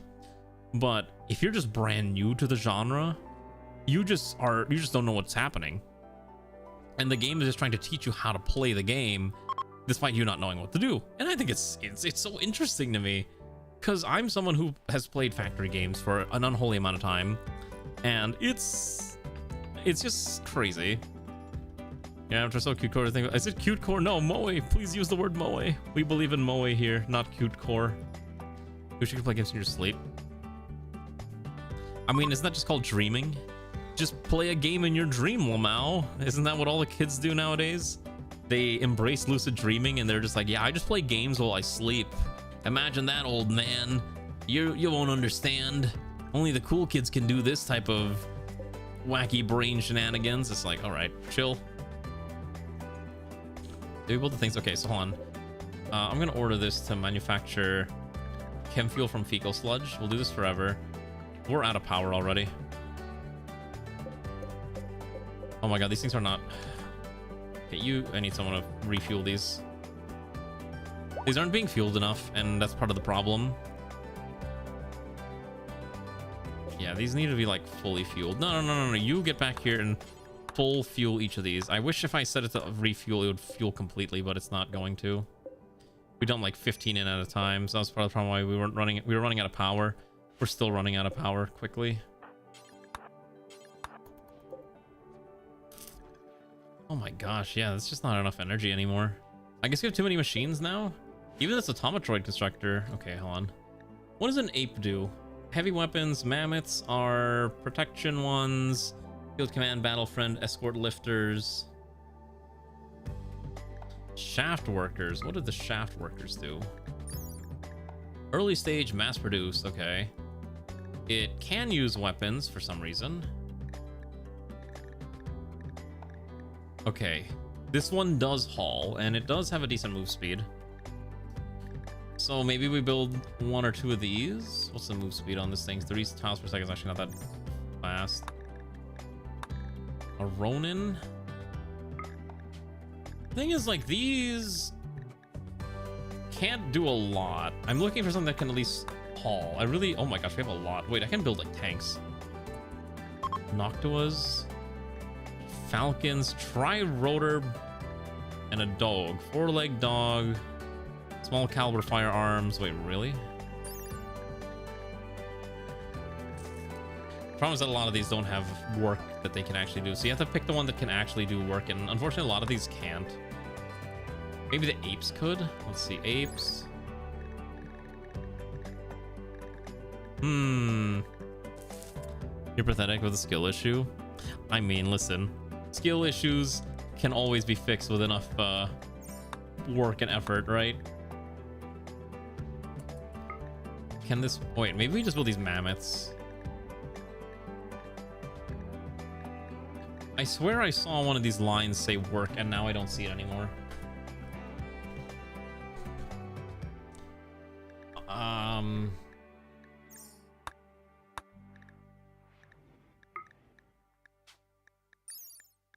Am I blind? I could have sworn they had a line that was like, oh, here we go. Basic tasks and haul. Okay, so I think we make the lifters. Because the lifters can basically haul everything and just do generic stuff.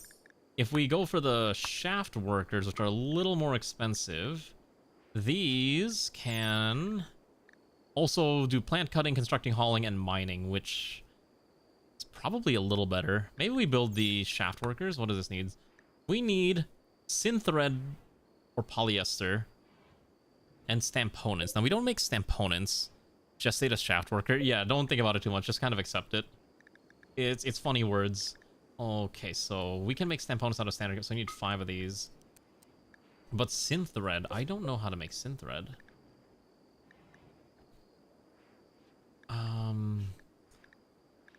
So that's going to be interesting. I'm not sure how that is manufactured, and we'll need to look at our options as well and how to make that. Yeah. Oh my god, we can make a Thrumbo MAID frill. Unfortunately, we don't have any Thrumbos, so I can't exactly give a Thrumbo a MAID hat when there's none around. Clear all gold goes here. Make this critical. And then this one is plasteel. Storage, clear all plasteel. Make this #1 priority, so at least we get the plasteel moved in there. And to make this a little bit easier for the game, we'll just kick these 3 stacks out. These will get hauled in where they need to go ASAP, and that should be fine. Then everything in here. Okay, maybe just these 3 for now, so that should at least haul that. And I know there's gold in here.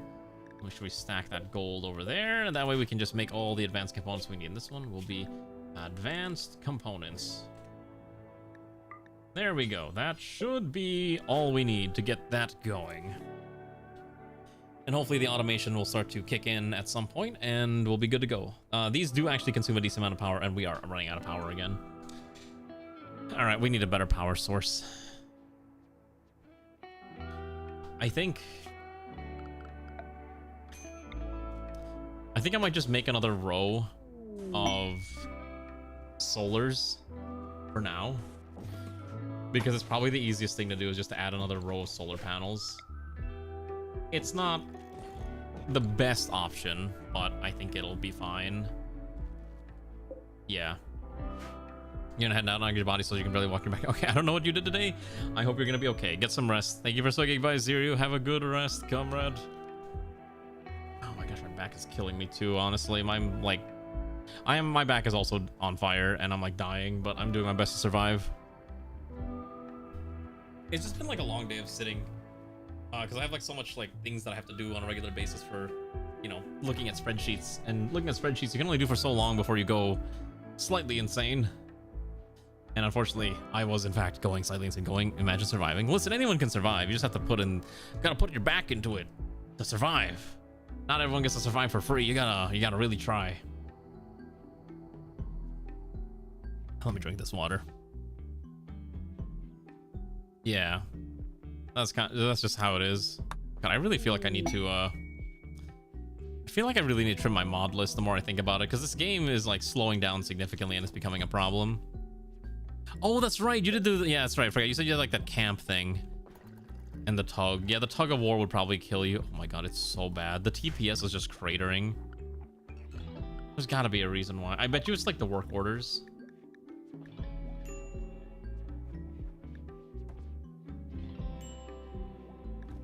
Yeah, it's these job drivers that are like cratering everything and it's causing our TPS to fall.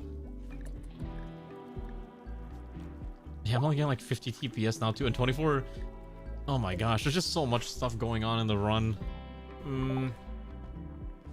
We can't even get a cleaner to do cleaning things anymore either. Gotta be a way to fix this. I'll find a way to recover my TPS. Just need to build this out a little bit more. I think again, it's just a lot of the work orders are just causing the pawns to go a little nutty. Did we not move that gold yet? Oh shoot, I didn't make this number one. Or did I not? Gold? Oh shoot, we got to make this gold. Okay, so then we gotta crank these gold out and then bing bang boom, all these to be fine. Oh, a group dance. My god, that's a lot of actual things you gotta do. Yeah, there's a bug in UAC Blind lets you swim anywhere. Well, what's the problem with swimming anywhere? Isn't that like it's a game that takes place near the ocean? I'd assume you'd be able to swim anywhere there's water. If you're swimming on land, then you know what? More power to you for being able to swim on land. Okay, that should be fine. So at least that's running. Okay. A man in black named Silvertooth has arrived. Well, I don't really care about this one, so I'm just gonna send him to a farm upstate real quick. So we're gonna form caravan with the new one named Silvertooth and just send him on his way. We don't really need him here. Doesn't need any supplies. Just send him to the farm upstate. And if we need new victims, we'll grab them. Okay, that is kind of silly though. Yeah, that seems incredibly dumb. I'm just gonna assume it's like a weird bug thing that they're not bothering to fix because they can't be bothered. God, we had a cleaner and now our cleaner is gone. What else do I need to make this? I need synth thread. Let's turn this off. Let's turn this one off. How do I make synth thread?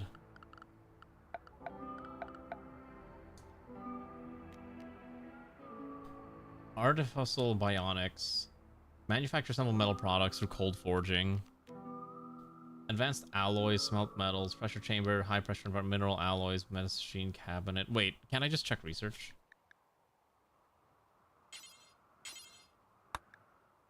I have to research it. Shit.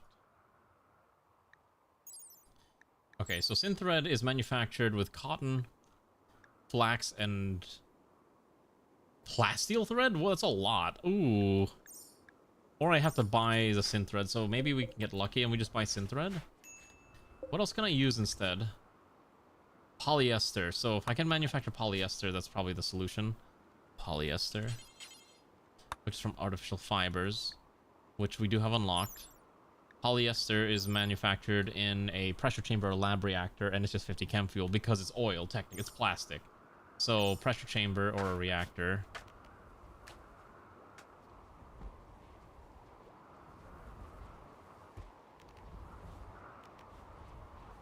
I guess we'll just do the pressure chamber. That's probably fine. That is a big thing.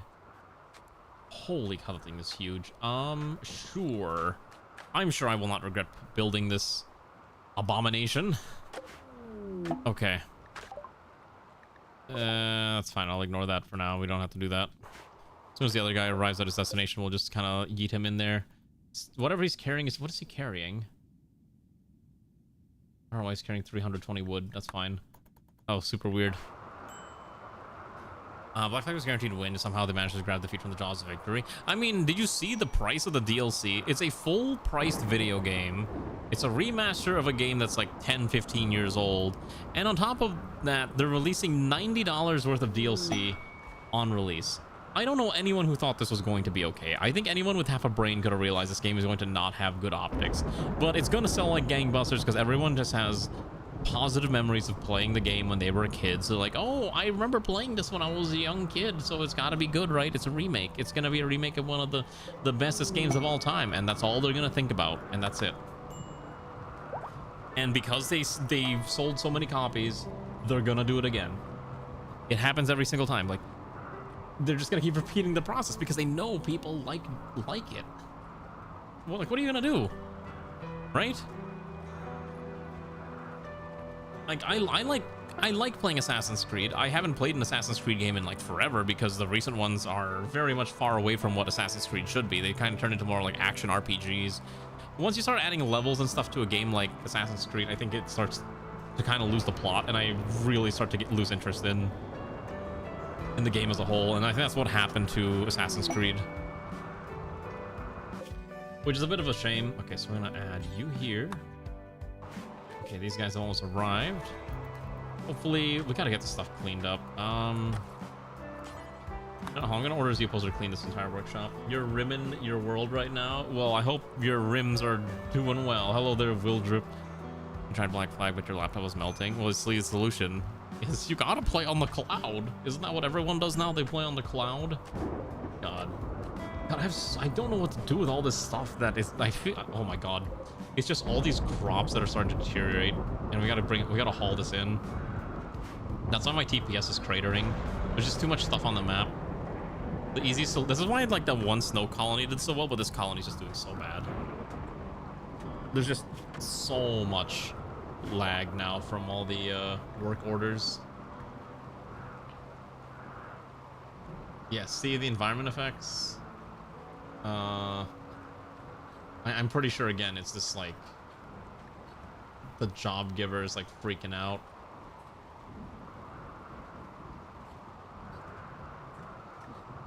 Or maybe there's something else that's, like, killing everything. I don't know. It's really hard to tell. Pathfinding doesn't seem to be... Oh, Jesus Christ. I mean, pathfinding is really bad, actually, huh? See, the solution is, just embrace the clown world that we live in.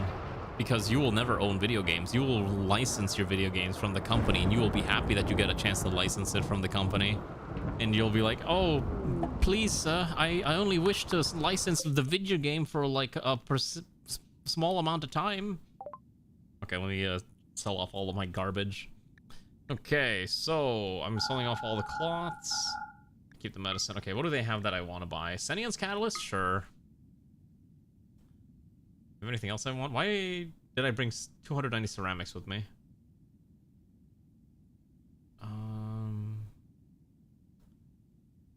Sure, we'll buy the book. Synthetic bone? Biomechanical neurocord, a advanced spine which works as a subbrain. What? Which is compatible with other prostheses sharing the reflex nerves. What the bloody hell is this thing? Okay. Sire, I may use your asset that I have paid my currencies for to use for a limited time. Like, I mean, you know what's funny? There's already services that do that. Like, I think there's, so I don't know if you noticed this, but like a lot of indie games nowadays, especially in the tycoon genre, tend to have a very similar look to one another. And part of the reason for that is that there's like one company out there that actually does license out video game assets. Like, you don't buy it from them. You license it out for like $40 or $50 a month, or depending on the number of developers you have, I think it's like $50 a seat or something like that.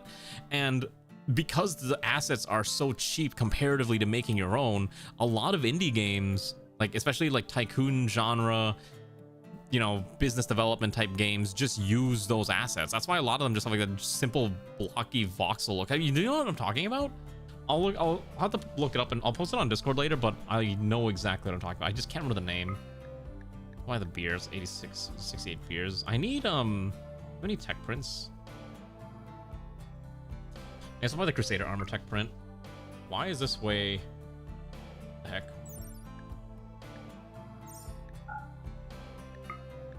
Tech print artificial metabolism.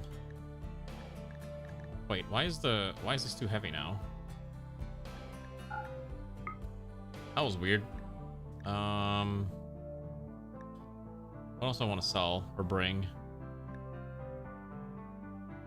Do I want a synthetic liver? Buy the beer. We could buy a flamethrower. Ratkin light machine gun already have. We can probably make the flamethrower ourselves, so we probably don't need that. I don't think any of these are particularly necessary. I don't think none of these are particularly of use. I don't know why we brought Nutramine with us. That's so weird. I don't know why we did that. High energy shield core. I would, if they had a TFG module, I would buy that, but they don't appear to have a TFG module. Yeah, that's fine. Okay. Let's set that trade. I'll take the money. We gotta haul this group back. It'll take them about 1.3 days. They have just enough food to get back. Okay. Let me see if I can find it. Why do Tycoon games all look the same?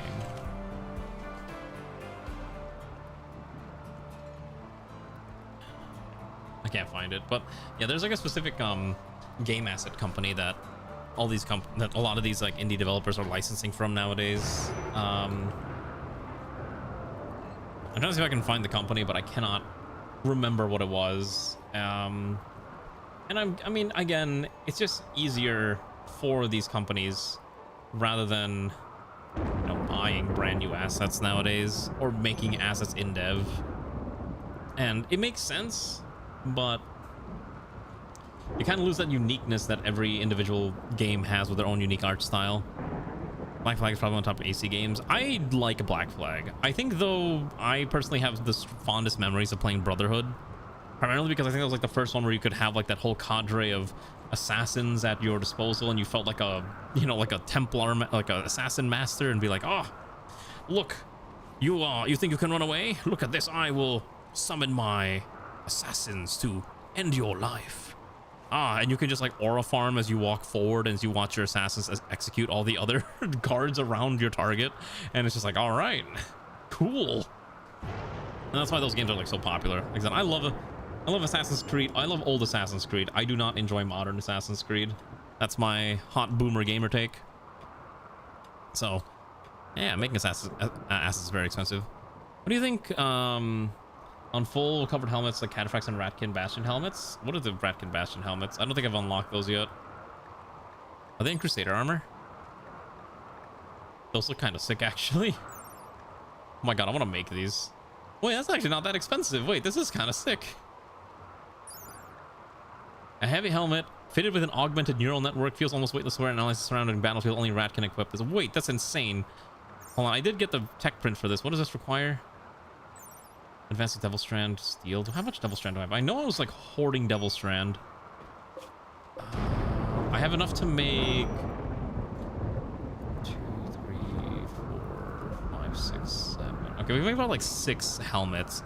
But then you need to make the armor, which is probably a little more expensive, is my guess, right? The armor is 60, so we could make about 3 suits of Bastion armor, full sets, which is convenient because we have 3 Ratkin Knights who need to be upgraded to the Bastion armor. So that's perfect, actually. We may need a... Okay, hold on. What I'm going to do is we're going to stop growing tea temporarily, and we're going to requisition this to grow Devil Strand fibers. That way we can at least grow some Devil Strand and maybe get some slightly better gear. We need to clean this entire base needs to be cleaned up. Oh my gosh, there's a fire. That's fine. Yeah, this entire base needs... We need like dedicated cleaners. We used to have dedicated cleaners in the colony, but nah, not anymore. But yeah, I do like I like the full cover helmets when it's appropriate, like when you have like a character who's supposed to look like a knight, like for example, like this character here. who has full-on armor, battle cloak, shield, sword. It's basically, this is peak character design right here. So it is appropriate when you have like a frontliner, and then everyone else gets to have like, I don't know, ominous combat masks here. Kind of just depends what you're looking for. Two tribes people want the tech print. No. Why would I give them my tech print? I don't think Ranu can fight, actually. Ah, they've come to intercept us. Ranu does have a gun with some bullets, but more importantly, Riston has a hilariously overpowered sword. Or, I'm sorry, gun lance. And so they're going to approach Riston, and then they're going to realize the error of their ways as they get completely gunned down like the animals that they are. Okay, oh, Ranu's dying. Okay. There we go. EMP rounds ain't gonna do much to this guy, but he's gonna get murdered by a giant lance. If Riston could hit. Alright. Alright, continue on our merry way. We could capture him. Is it worth it? Probably not. Take his pemmican, though. Yeah, I mean, we could capture, but that's another person we gotta take with us, and that's more food. Sure, why not? Sure, we'll keep him. More victims to send to the farm up north. Does the other one convert yet? Nope. This one's already converted, so he's gonna flip at some point. Anyways, I still don't know what I'm streaming tomorrow. I'm kind of looking through my library, and I'm just trying to decide, is any of this fun? Maybe we'll give Fog Piercer a shot, or maybe we will do a Paradox title, because again, I've been kind of hankering for Paradox, not Victoria 3. I had to uninstall it so I could install Pal World, and I saw that the reception to the Victoria 3 DLC was not very good, and it makes me a little sad because I was kind of tempted to pick it up. Because I heard, like, oh, it's the Japan DLC. Finally! Content for a nation that I was very interested in playing at the crux of the turn of the, 19th into 20th century. And then it's just like, it just faltered completely flat, and apparently the rework for Navy and armies was really just terrible and everyone hated it, so it's just unfortunate. Because apparently the main thing was that it had a lot of micromanagement, and people like playing Victoria as like a bit of a chiller empire builder type game rather than like the more focused games like Hoi 4 or what's the other one, like Vic 3, or sorry, like CK3 and stuff like that. So it's a bit of a shame. Random creep joiner from Anomaly joins your grid, leaves, and gets jumped by 3 sites. There's not enough plan. Eat your colonist flesh now. Well, you better kill them before they eat your flesh. That seems not a good thing. Do we not have a dedicated cleaner? Oh, Steve's the dedicated cleaner. Why is he not cleaning? Oh wait, didn't we have someone that lost a spine? Oh no, it was the dead person. Yeah, that's right. Okay, let's see if any of these people are missing limbs. Okay, we gotta fix Ziryu's body. Xanth is missing a whole arm, so let's get that arm in. It's the left arm.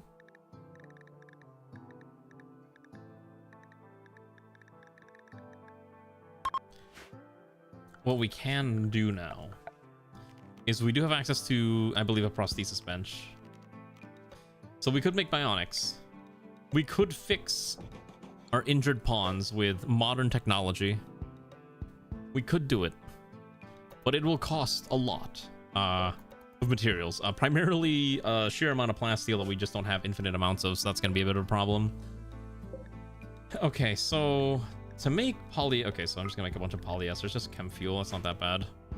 If you need chem fuel, just go to the fecal sludge factory. That should be okay. This entire colony is a bit of a disaster. Is Xanth missing a spine too? No. Okay. Havel, I'm gonna have you empty out the septic tanks real quick. We get this built out. Hopefully we're gonna get some prosthetics out, because we've been like delaying the prosthetics problem for far too long, and it's about time that we finally fix the stupid thing. Everyone needs prosthetics. It's time that we fix the problem once and for all.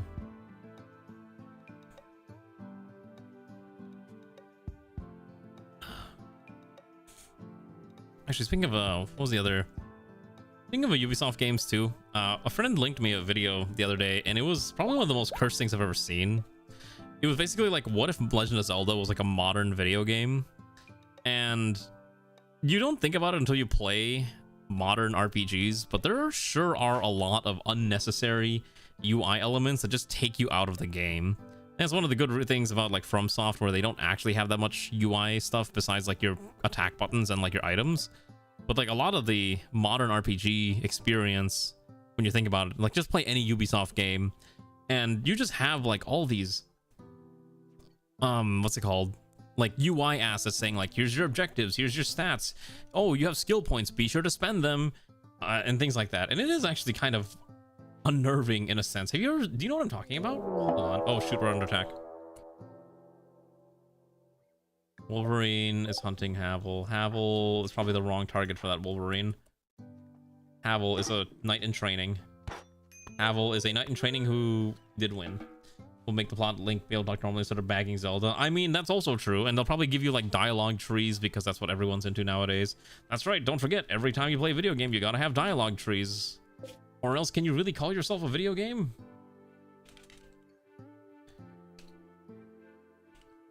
Like, I remember seeing this image, and it's just what it reminds me every time.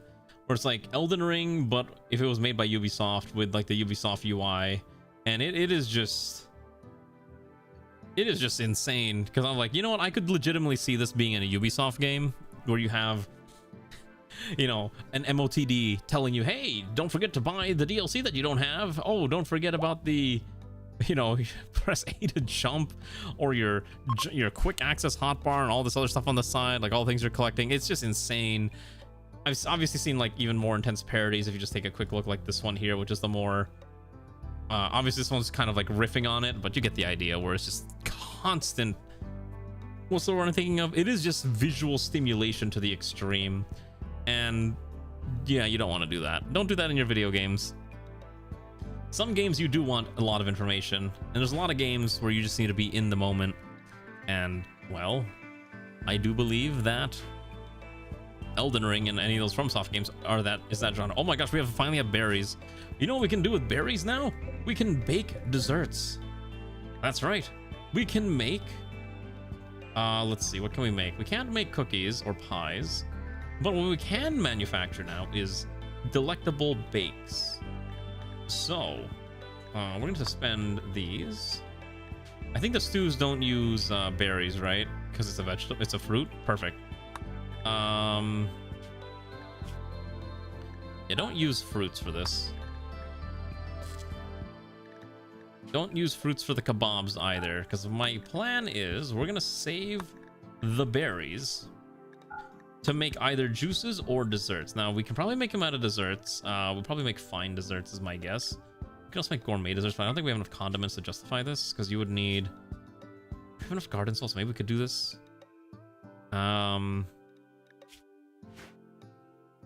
You need some nutrition. Fruits and... Do I need chocolate? No, you need eggs. We don't have eggs. Dual ratkin machine pistol with rapid fire extended makes the funniest thing ever. Just saw one of the ratkin spray down over sight. See that works out exceptionally well. Are you playing with combat extended?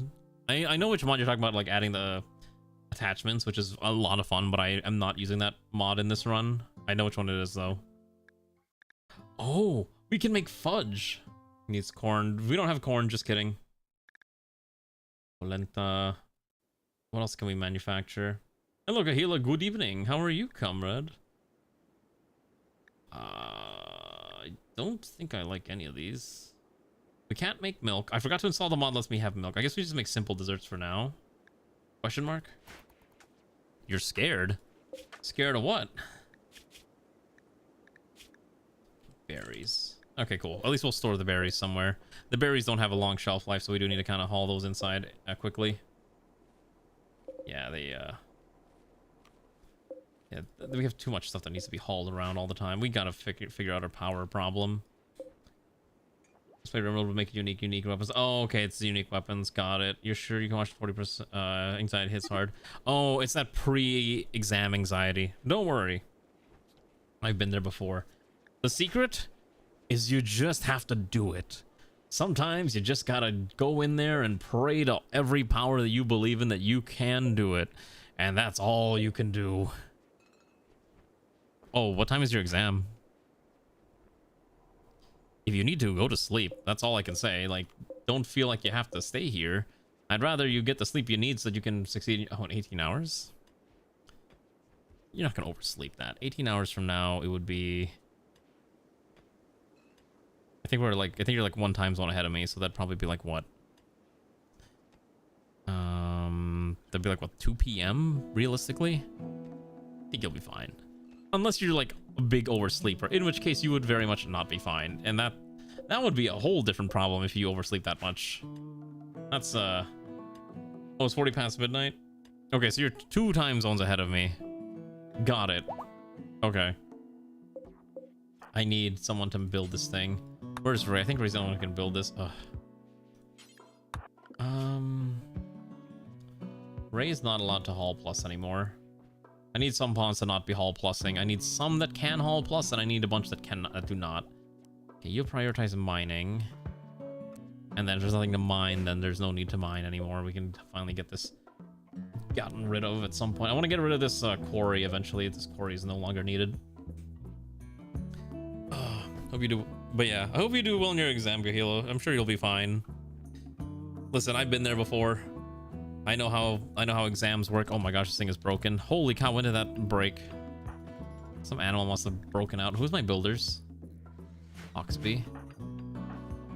Oh, there's a wedding ceremony going on. Oh, that's where all the pawns are, and that's why we're not doing any work. Okay, that's annoying.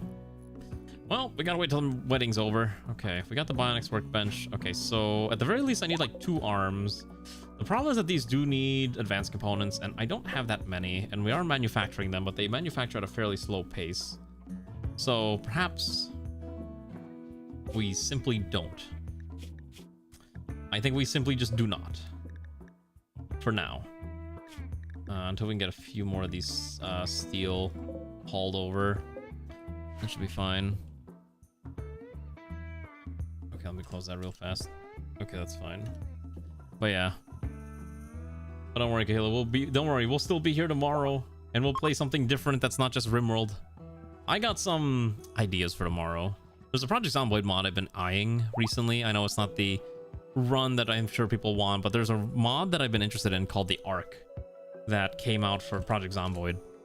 And my understanding is that it's basically a single-player story-driven experience where you're like waking up in a mysterious situation and trying to survive. I'm like, it looks super cool and very spooky. And it's apparently really popular. I don't know anything about the plot line, but I know of a streamer that I was watching was playing it, and I was like, ooh, spicy. You hate when your sidecasters need to aura farm instead of actually doing their job, like I'm mining a lump of plasteel. Well, maybe the aura farming is making them better at mining plasteel. You never know. Oh my god, my TPS is cratering so bad.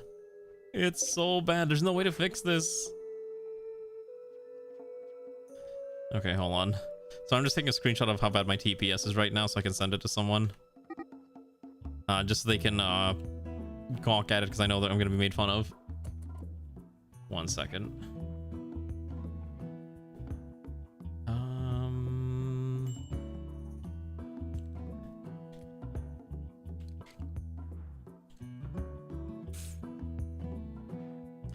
But yeah, I mean, to be fair, that's just how things are. I mean, the easy solution is you just don't have them be sidecasters. I actually don't play with sidecasters very often. I don't like sidecasters.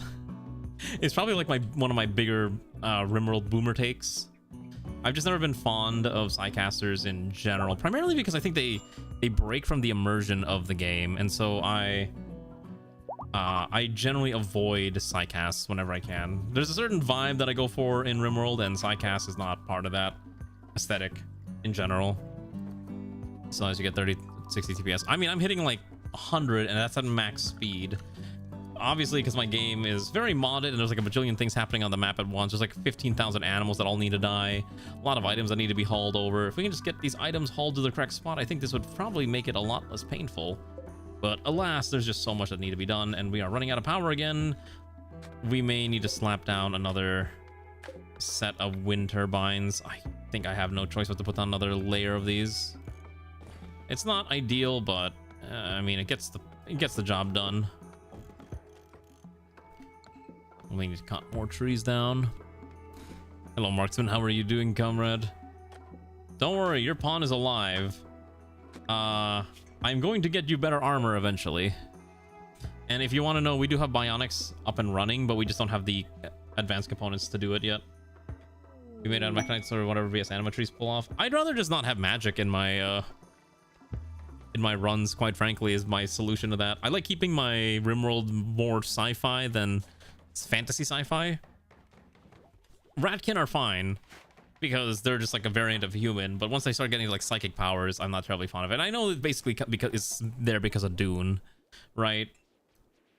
But I've never been fond of psionics in any situation. Like even in D&D, I actually really dislike psionics, and I just actively avoid psionics and whenever I play Dungeons and Dragons and other similar games. It's just, I just don't like it. It's just my personal opinion. So that's just my my hot gamer Rimworld boomer take. I'd much rather just have the simpler stuff. So I guess because of Dune, the Empire in general is... Oh, I mean, I guess that makes sense too. I mean, like I said, the whole thing just seems very Dune-ish, right? Also, hello, Alana. How are you? I assume you are super swamped with work again, if not straight up dying of crunch time. I hope you survive. No more FF14 colony? I mean, we could do a 14-themed colony at some point. Just maybe when the new update comes out at some point. No comment. Fair enough. That's probably enough of an answer for me. I hope you're surviving your very rough Black Company work schedule. Did you like my TPS report and how we're hitting like 90 TPS, if not 70 TPS sometimes? Turns out when there's like a bajillion things happening in the game at once, it causes... Oh, what the heck is happening? What is dying? Oh, yeah, we should probably rescue the child, shouldn't we? Don't know why that child's on the floor, but we should probably not have that child on the floor. Okay, that's right. Marksman, we probably need to fix your... Why is your mobility so bad, actually? Wait, why is your movement so slow? Oh my gosh, wait, the tail actually matters for Ratkin movement? I did not know that. Wait, that's so weird. Ratkin movement actually depends on their tail. Wait. So everyone... Wait, how do I even repair this? Oh, here, bionic Ratkin tail. There's literally a... It features an AI that monitors the movement and moves the tail in response to replicate missing tail. Okay, it's for balance. Okay, that makes sense. Because a tail is used for balancing purposes. Okay. Okay, that makes sense. But we can only replace it once we get the bionics, which is also kind of annoying. So at the very least, we can replace it now. You agree for the cyberpunk tech reasoning that some that's some magic stuff. You have your main colonist have every place one turn with bionics, and some architect. He's also Sangovage. Oh my god, he's a vampire with architect parts. That actually sounds kind of funny. You know, we haven't actually done a Sangophage run. Maybe we should do a Sangophage run at some point.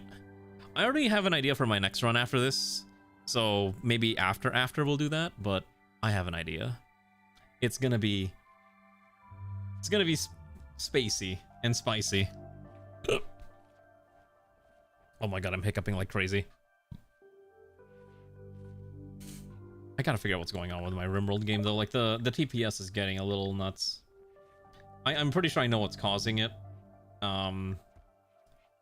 It's one of the job givers, I think, is like freaking out, or job drivers. And I think it's the one where it's like you're laying down stuff. So that's, I think, what's causing it. There's too many items on the map and they need to be hauled to where they need to go, and that is what's causing a lot of the issues. Not to mention the sheer amount of animals that need to be executed, so maybe we need to start executing animals.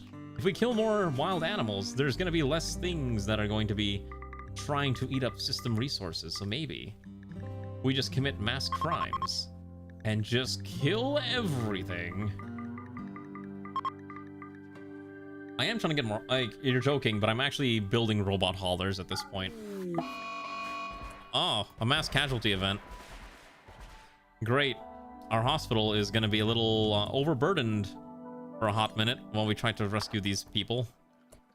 You're already over here. Want to rescue these guys so we can tend to them? Or make more conveyor belts. Unfortunately, this is not Factorio. both of his legs. Oh my gosh. Wait. Wait, there's Architect lungs? I didn't even realize there were Architect lungs. Are we... Oh, we're out of medical beds. That's really funny. Well, we may need to build more medical beds. Maybe we stop taking mass casualty events for the time being. This is getting a little ridiculous. The sheer amount of mass casualty events are just eating up our resources. Our hospital's already super full. All right, what I'm gonna do is we will no longer take mass casualty events. Yeah, we'll no longer take mass casualty events. I don't want to deal with it. Just kind of a pain. Also, we need more herbal medications, so we'll probably start growing more herbal meds soon. Yep, that's right. I mean, look, if we wanted to play Factorio, I would actually play Factorio. I actually did boot up Factorio the other day because I was on what's the lava planet called? Volcanus. I looked at my factory setup in Volcanus and I was like, I don't know what I'm doing. And then I was like, I closed the game. I looked at it for like 10 minutes trying to decipher what I was doing. And then I'm like, you know what? I'm good. Maybe I'll come back to this in the future.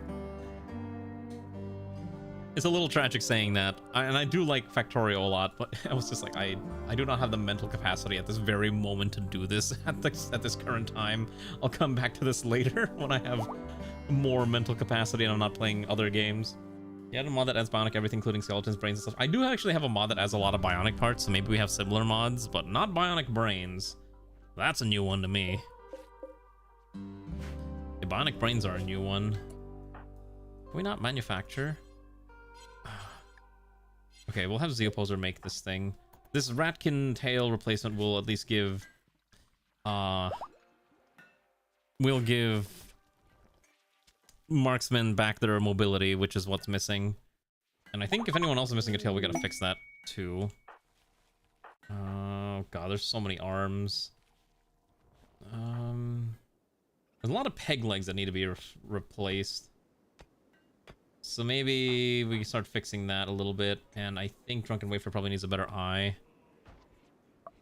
Yeah, probably at some point we'll fix that. Oh my gosh, actually let's do this real quick. Let's see.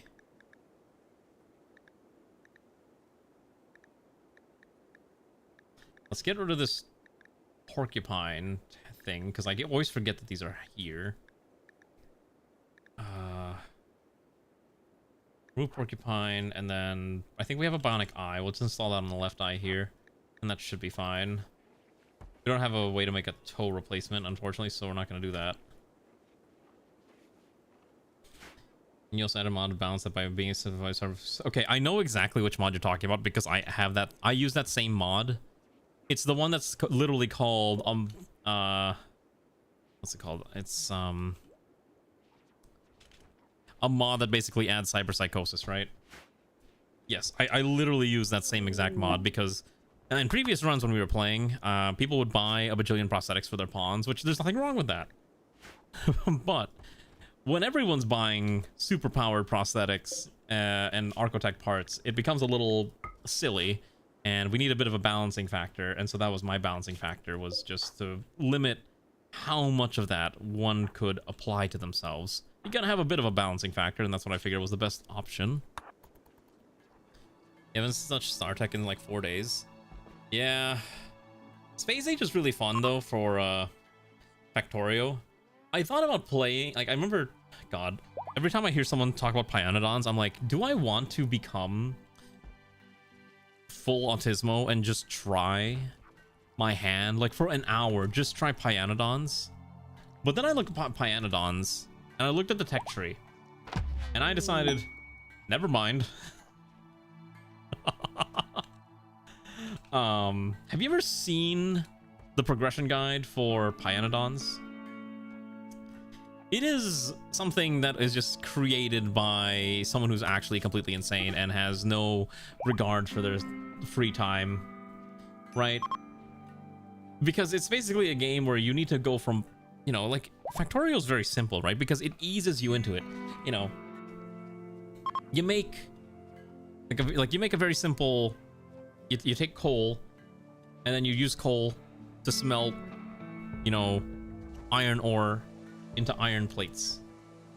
Perfectly reasonable. But then you start looking at Pyanodons, and you're just like, oh, you have to just build a bajillion spaghetti to figure out what you need to do because of the way everything is, the way it's all set up. There's a comic artist on Reddit that I sometimes see, Azure Crescent or whatever her name is, and she makes a lot of very interesting comics, and they're all like in games that I play, like sometimes Monster Hunter, sometimes Factorio, and I'm like, man, I feel these in my own soul.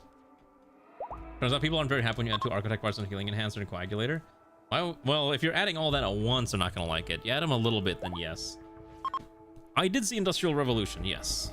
I would actually like to try Industrial Revolution, but I don't believe it's been updated for Space Age. I think they're working on like Industrial Revolution 4 at some point. So maybe one day when they do it, but other than that, oh, apparently never mind. Apparently the author's straight up not updating anymore and will not update it for Space Age.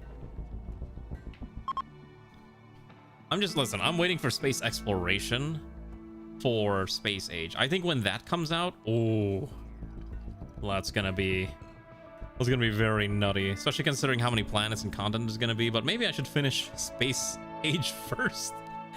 I keep thinking about it. I'm like, man, I really should finish this, but I don't want to finish Volcanus anymore. Volcanus is already a bit of a disaster. Scales have bound by lost on the wealth of the implant, so it's very heavy. Oh no, trust me. Like I said, I use the exact same mod. I know exactly what you're talking about.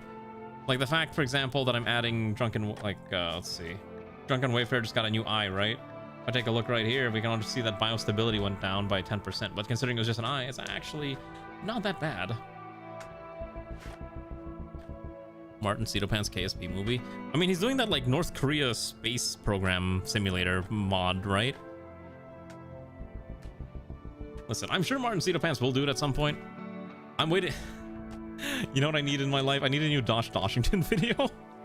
Dosh Doshington is like one of those comfort streamers that or like YouTubers where I'll pop a video on while I'm doing something else, and I will just vibe with the video for like the next couple hours. And it's so enjoyable just kind of listening to his completely deadpan delivery. And it's great. That's why his content's so enjoyable. I wish I had the storytelling capability that some of these people had. I bet you I could become a successful YouTuber if I actually bothered to make YouTube videos and not just stream. Maybe I need to just cancel one of my stream days and just turn it into a day where I focus strictly on video editing. I could probably crank out a video like once every couple weeks if I did that. And then you could have more long-form listening of your favorite Moe VTuber streamer, the great and mighty me. Wouldn't that be so uwu kawaii sugoi, as the kids like to say? Oh my god, everything in this colony is falling apart because I just cannot haul things fast enough. We don't have the chem fuel. We're out of whatever was in here. I do not get wasted rat gang. I mean, sometimes rats do dig in their way to the base, but I don't remember if I have run. We don't run into them too often. Your favorite Filipino voice? I don't even have a Filipino accent, do I? My accent's all over the place. I do not have a Filipino accent. If I wanted to, I could talk like a true Pinoy individual, and I will just, you know, accent all of my P's and B's and B's, and they will all sound exactly the same letter. And it's going to be very annoying to people to listen to all the time because they'll be like, what are you talking about? And it's not really authentic. But it's close enough to be annoying to the people who understand what I'm talking about. I'm probably gonna get shot by other Filipinos, and that is a perfectly reasonable crash out. You want the mustache? Sure. Don't worry about it. Listen, I can say funny words in funny ways. Don't worry about it too much.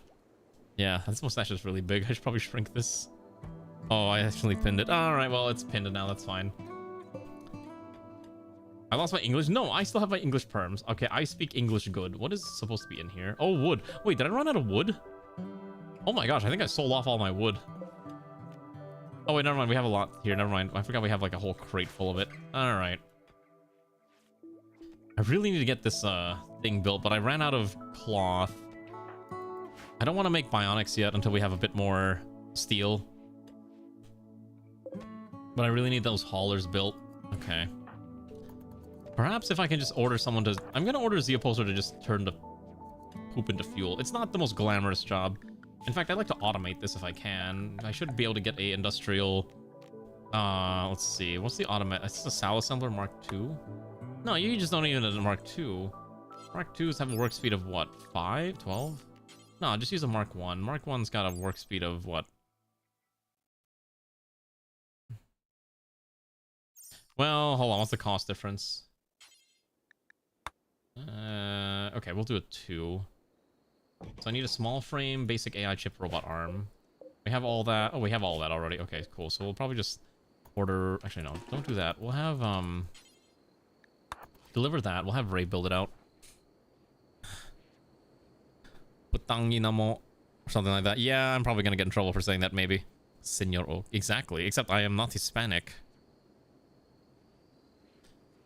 You do get a lot of the scale with your wealth, so you have to deal with 20 ratkin racers in the end. They have so much environment. I was trying to make it... Oh, got it. Usually, see, the reason why I'm not running into them that much is that for a lot of my runs, I have a fixed wealth scaling instead of it scaling automatically with my wealth. It just kind of scales over time. Usually I set it to like 8 years before it reaches max. So that's kind of why we're not running into too many horrifying things. Are you about to talk to me about you lost the custody of Miku? Yeah, I saw that thing about the World Cup, which was kind of interesting to behold. It was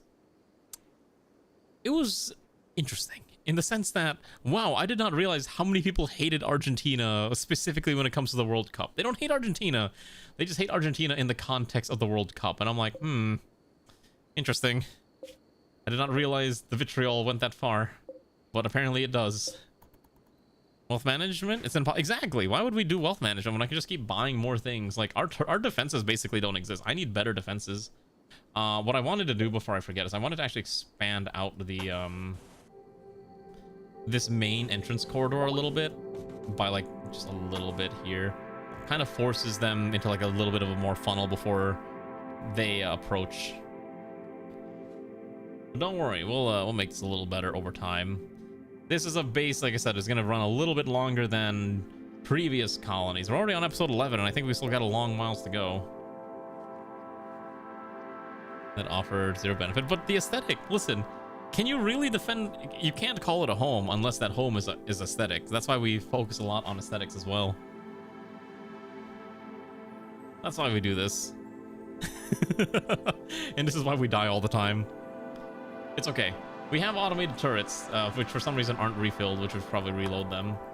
We'll figure out the rest of it at some point. Maybe we should have you eat real quick. Eat a kebab. That is also true. I can't believe the mechs are setting fire to my colon. How could they do this? Which I guess is also a appropriate interpretation of what they're doing to me. Wind is blocked. What? Oh my god, there's an apple tree here. No, they're definitely setting fire to my colon. Like, that is a very accurate statement. Don't worry, we just have to add more turrets. When in doubt, just apply more turrets. We also need to start ripping some of this apart and maybe adding more of this thing. We're gonna clean this area up as well. How much dirt do I have? Oh, right. So this is, once this is fully harvested. Oh my god, it's not even harvested yet. God. You know what's funny? Before stream, I was hungry and I had to go to the bank, so I decided, okay, let me go run some errands, let me get something to eat real quick. And basically my choices were, do I get a burger or do I get Taco Bell? And then for whatever reason, I decided to get Taco Bell. Now thankfully, I did not get the Taco Bell lettuce problem that some people are having, but it was like, this could be a thing that I need to be careful of. Thankfully, it ultimately was not a problem, but it was one of those things where I'm like, this could be a problem. See, you just gotta be careful. Also, my neck is like starting to kill me. Oh my god, I'm like in pain. Yes. I'll be fine. I actually didn't eat anything with lettuce. I basically had burritos with onions and meat slop and some steak and stuff. For my survival instincts, oh, they are non-existent at all. I do not have survival instincts in game or in real life. I will die by accident from my own undoing, and I'll only have myself to blame in the end. Oh boy, more sacrifices that we gotta keep tending to. All right, that's fine. Just one step at a time, they'll be tended to. Ah, perfect. Look at this. Okay, so here's what I wanted. This thing is now automatically taking all this poop and turning it into beautiful chem fuel that we can use for other projects. Look at how wonderfully it crafts. It crafts a little slow, and we might need to maybe output it over here through underground belts at some point, but it's something we'll think about. It wouldn't be bad to have that. Okay, we got a new person named Ambus, but since they're not a rat, I don't really want them here. So what we're gonna do is we're gonna send Ambus to the farm upstate.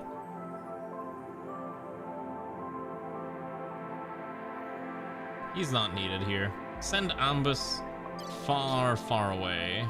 Oh, like 2 tiles away, and he will go enjoy his brand new home. And I'm sure he'll be fine. Yeah, we can't keep everyone. We keep the ones that matter to us. Not everyone is worthy of a place at the table, at our table here. Exactly. Look, well, we don't need him is the problem. We'll just send him away, and he'll have a new happy life where he can be safe from all trouble, in theory. And that's where Ambus lives, at the outpost of Opsi, where he can hunt and run around forever and ever. Okay, what time is it? Oh shoot, I gotta end stream. Who am I rating today? Let's see who's alive.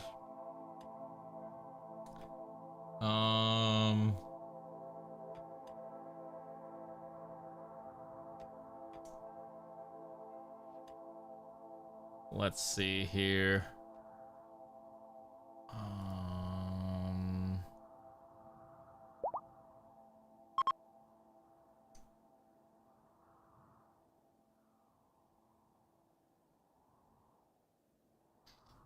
I guess we will raid into... I guess we could raid into interest. Or Hubi. Let's see.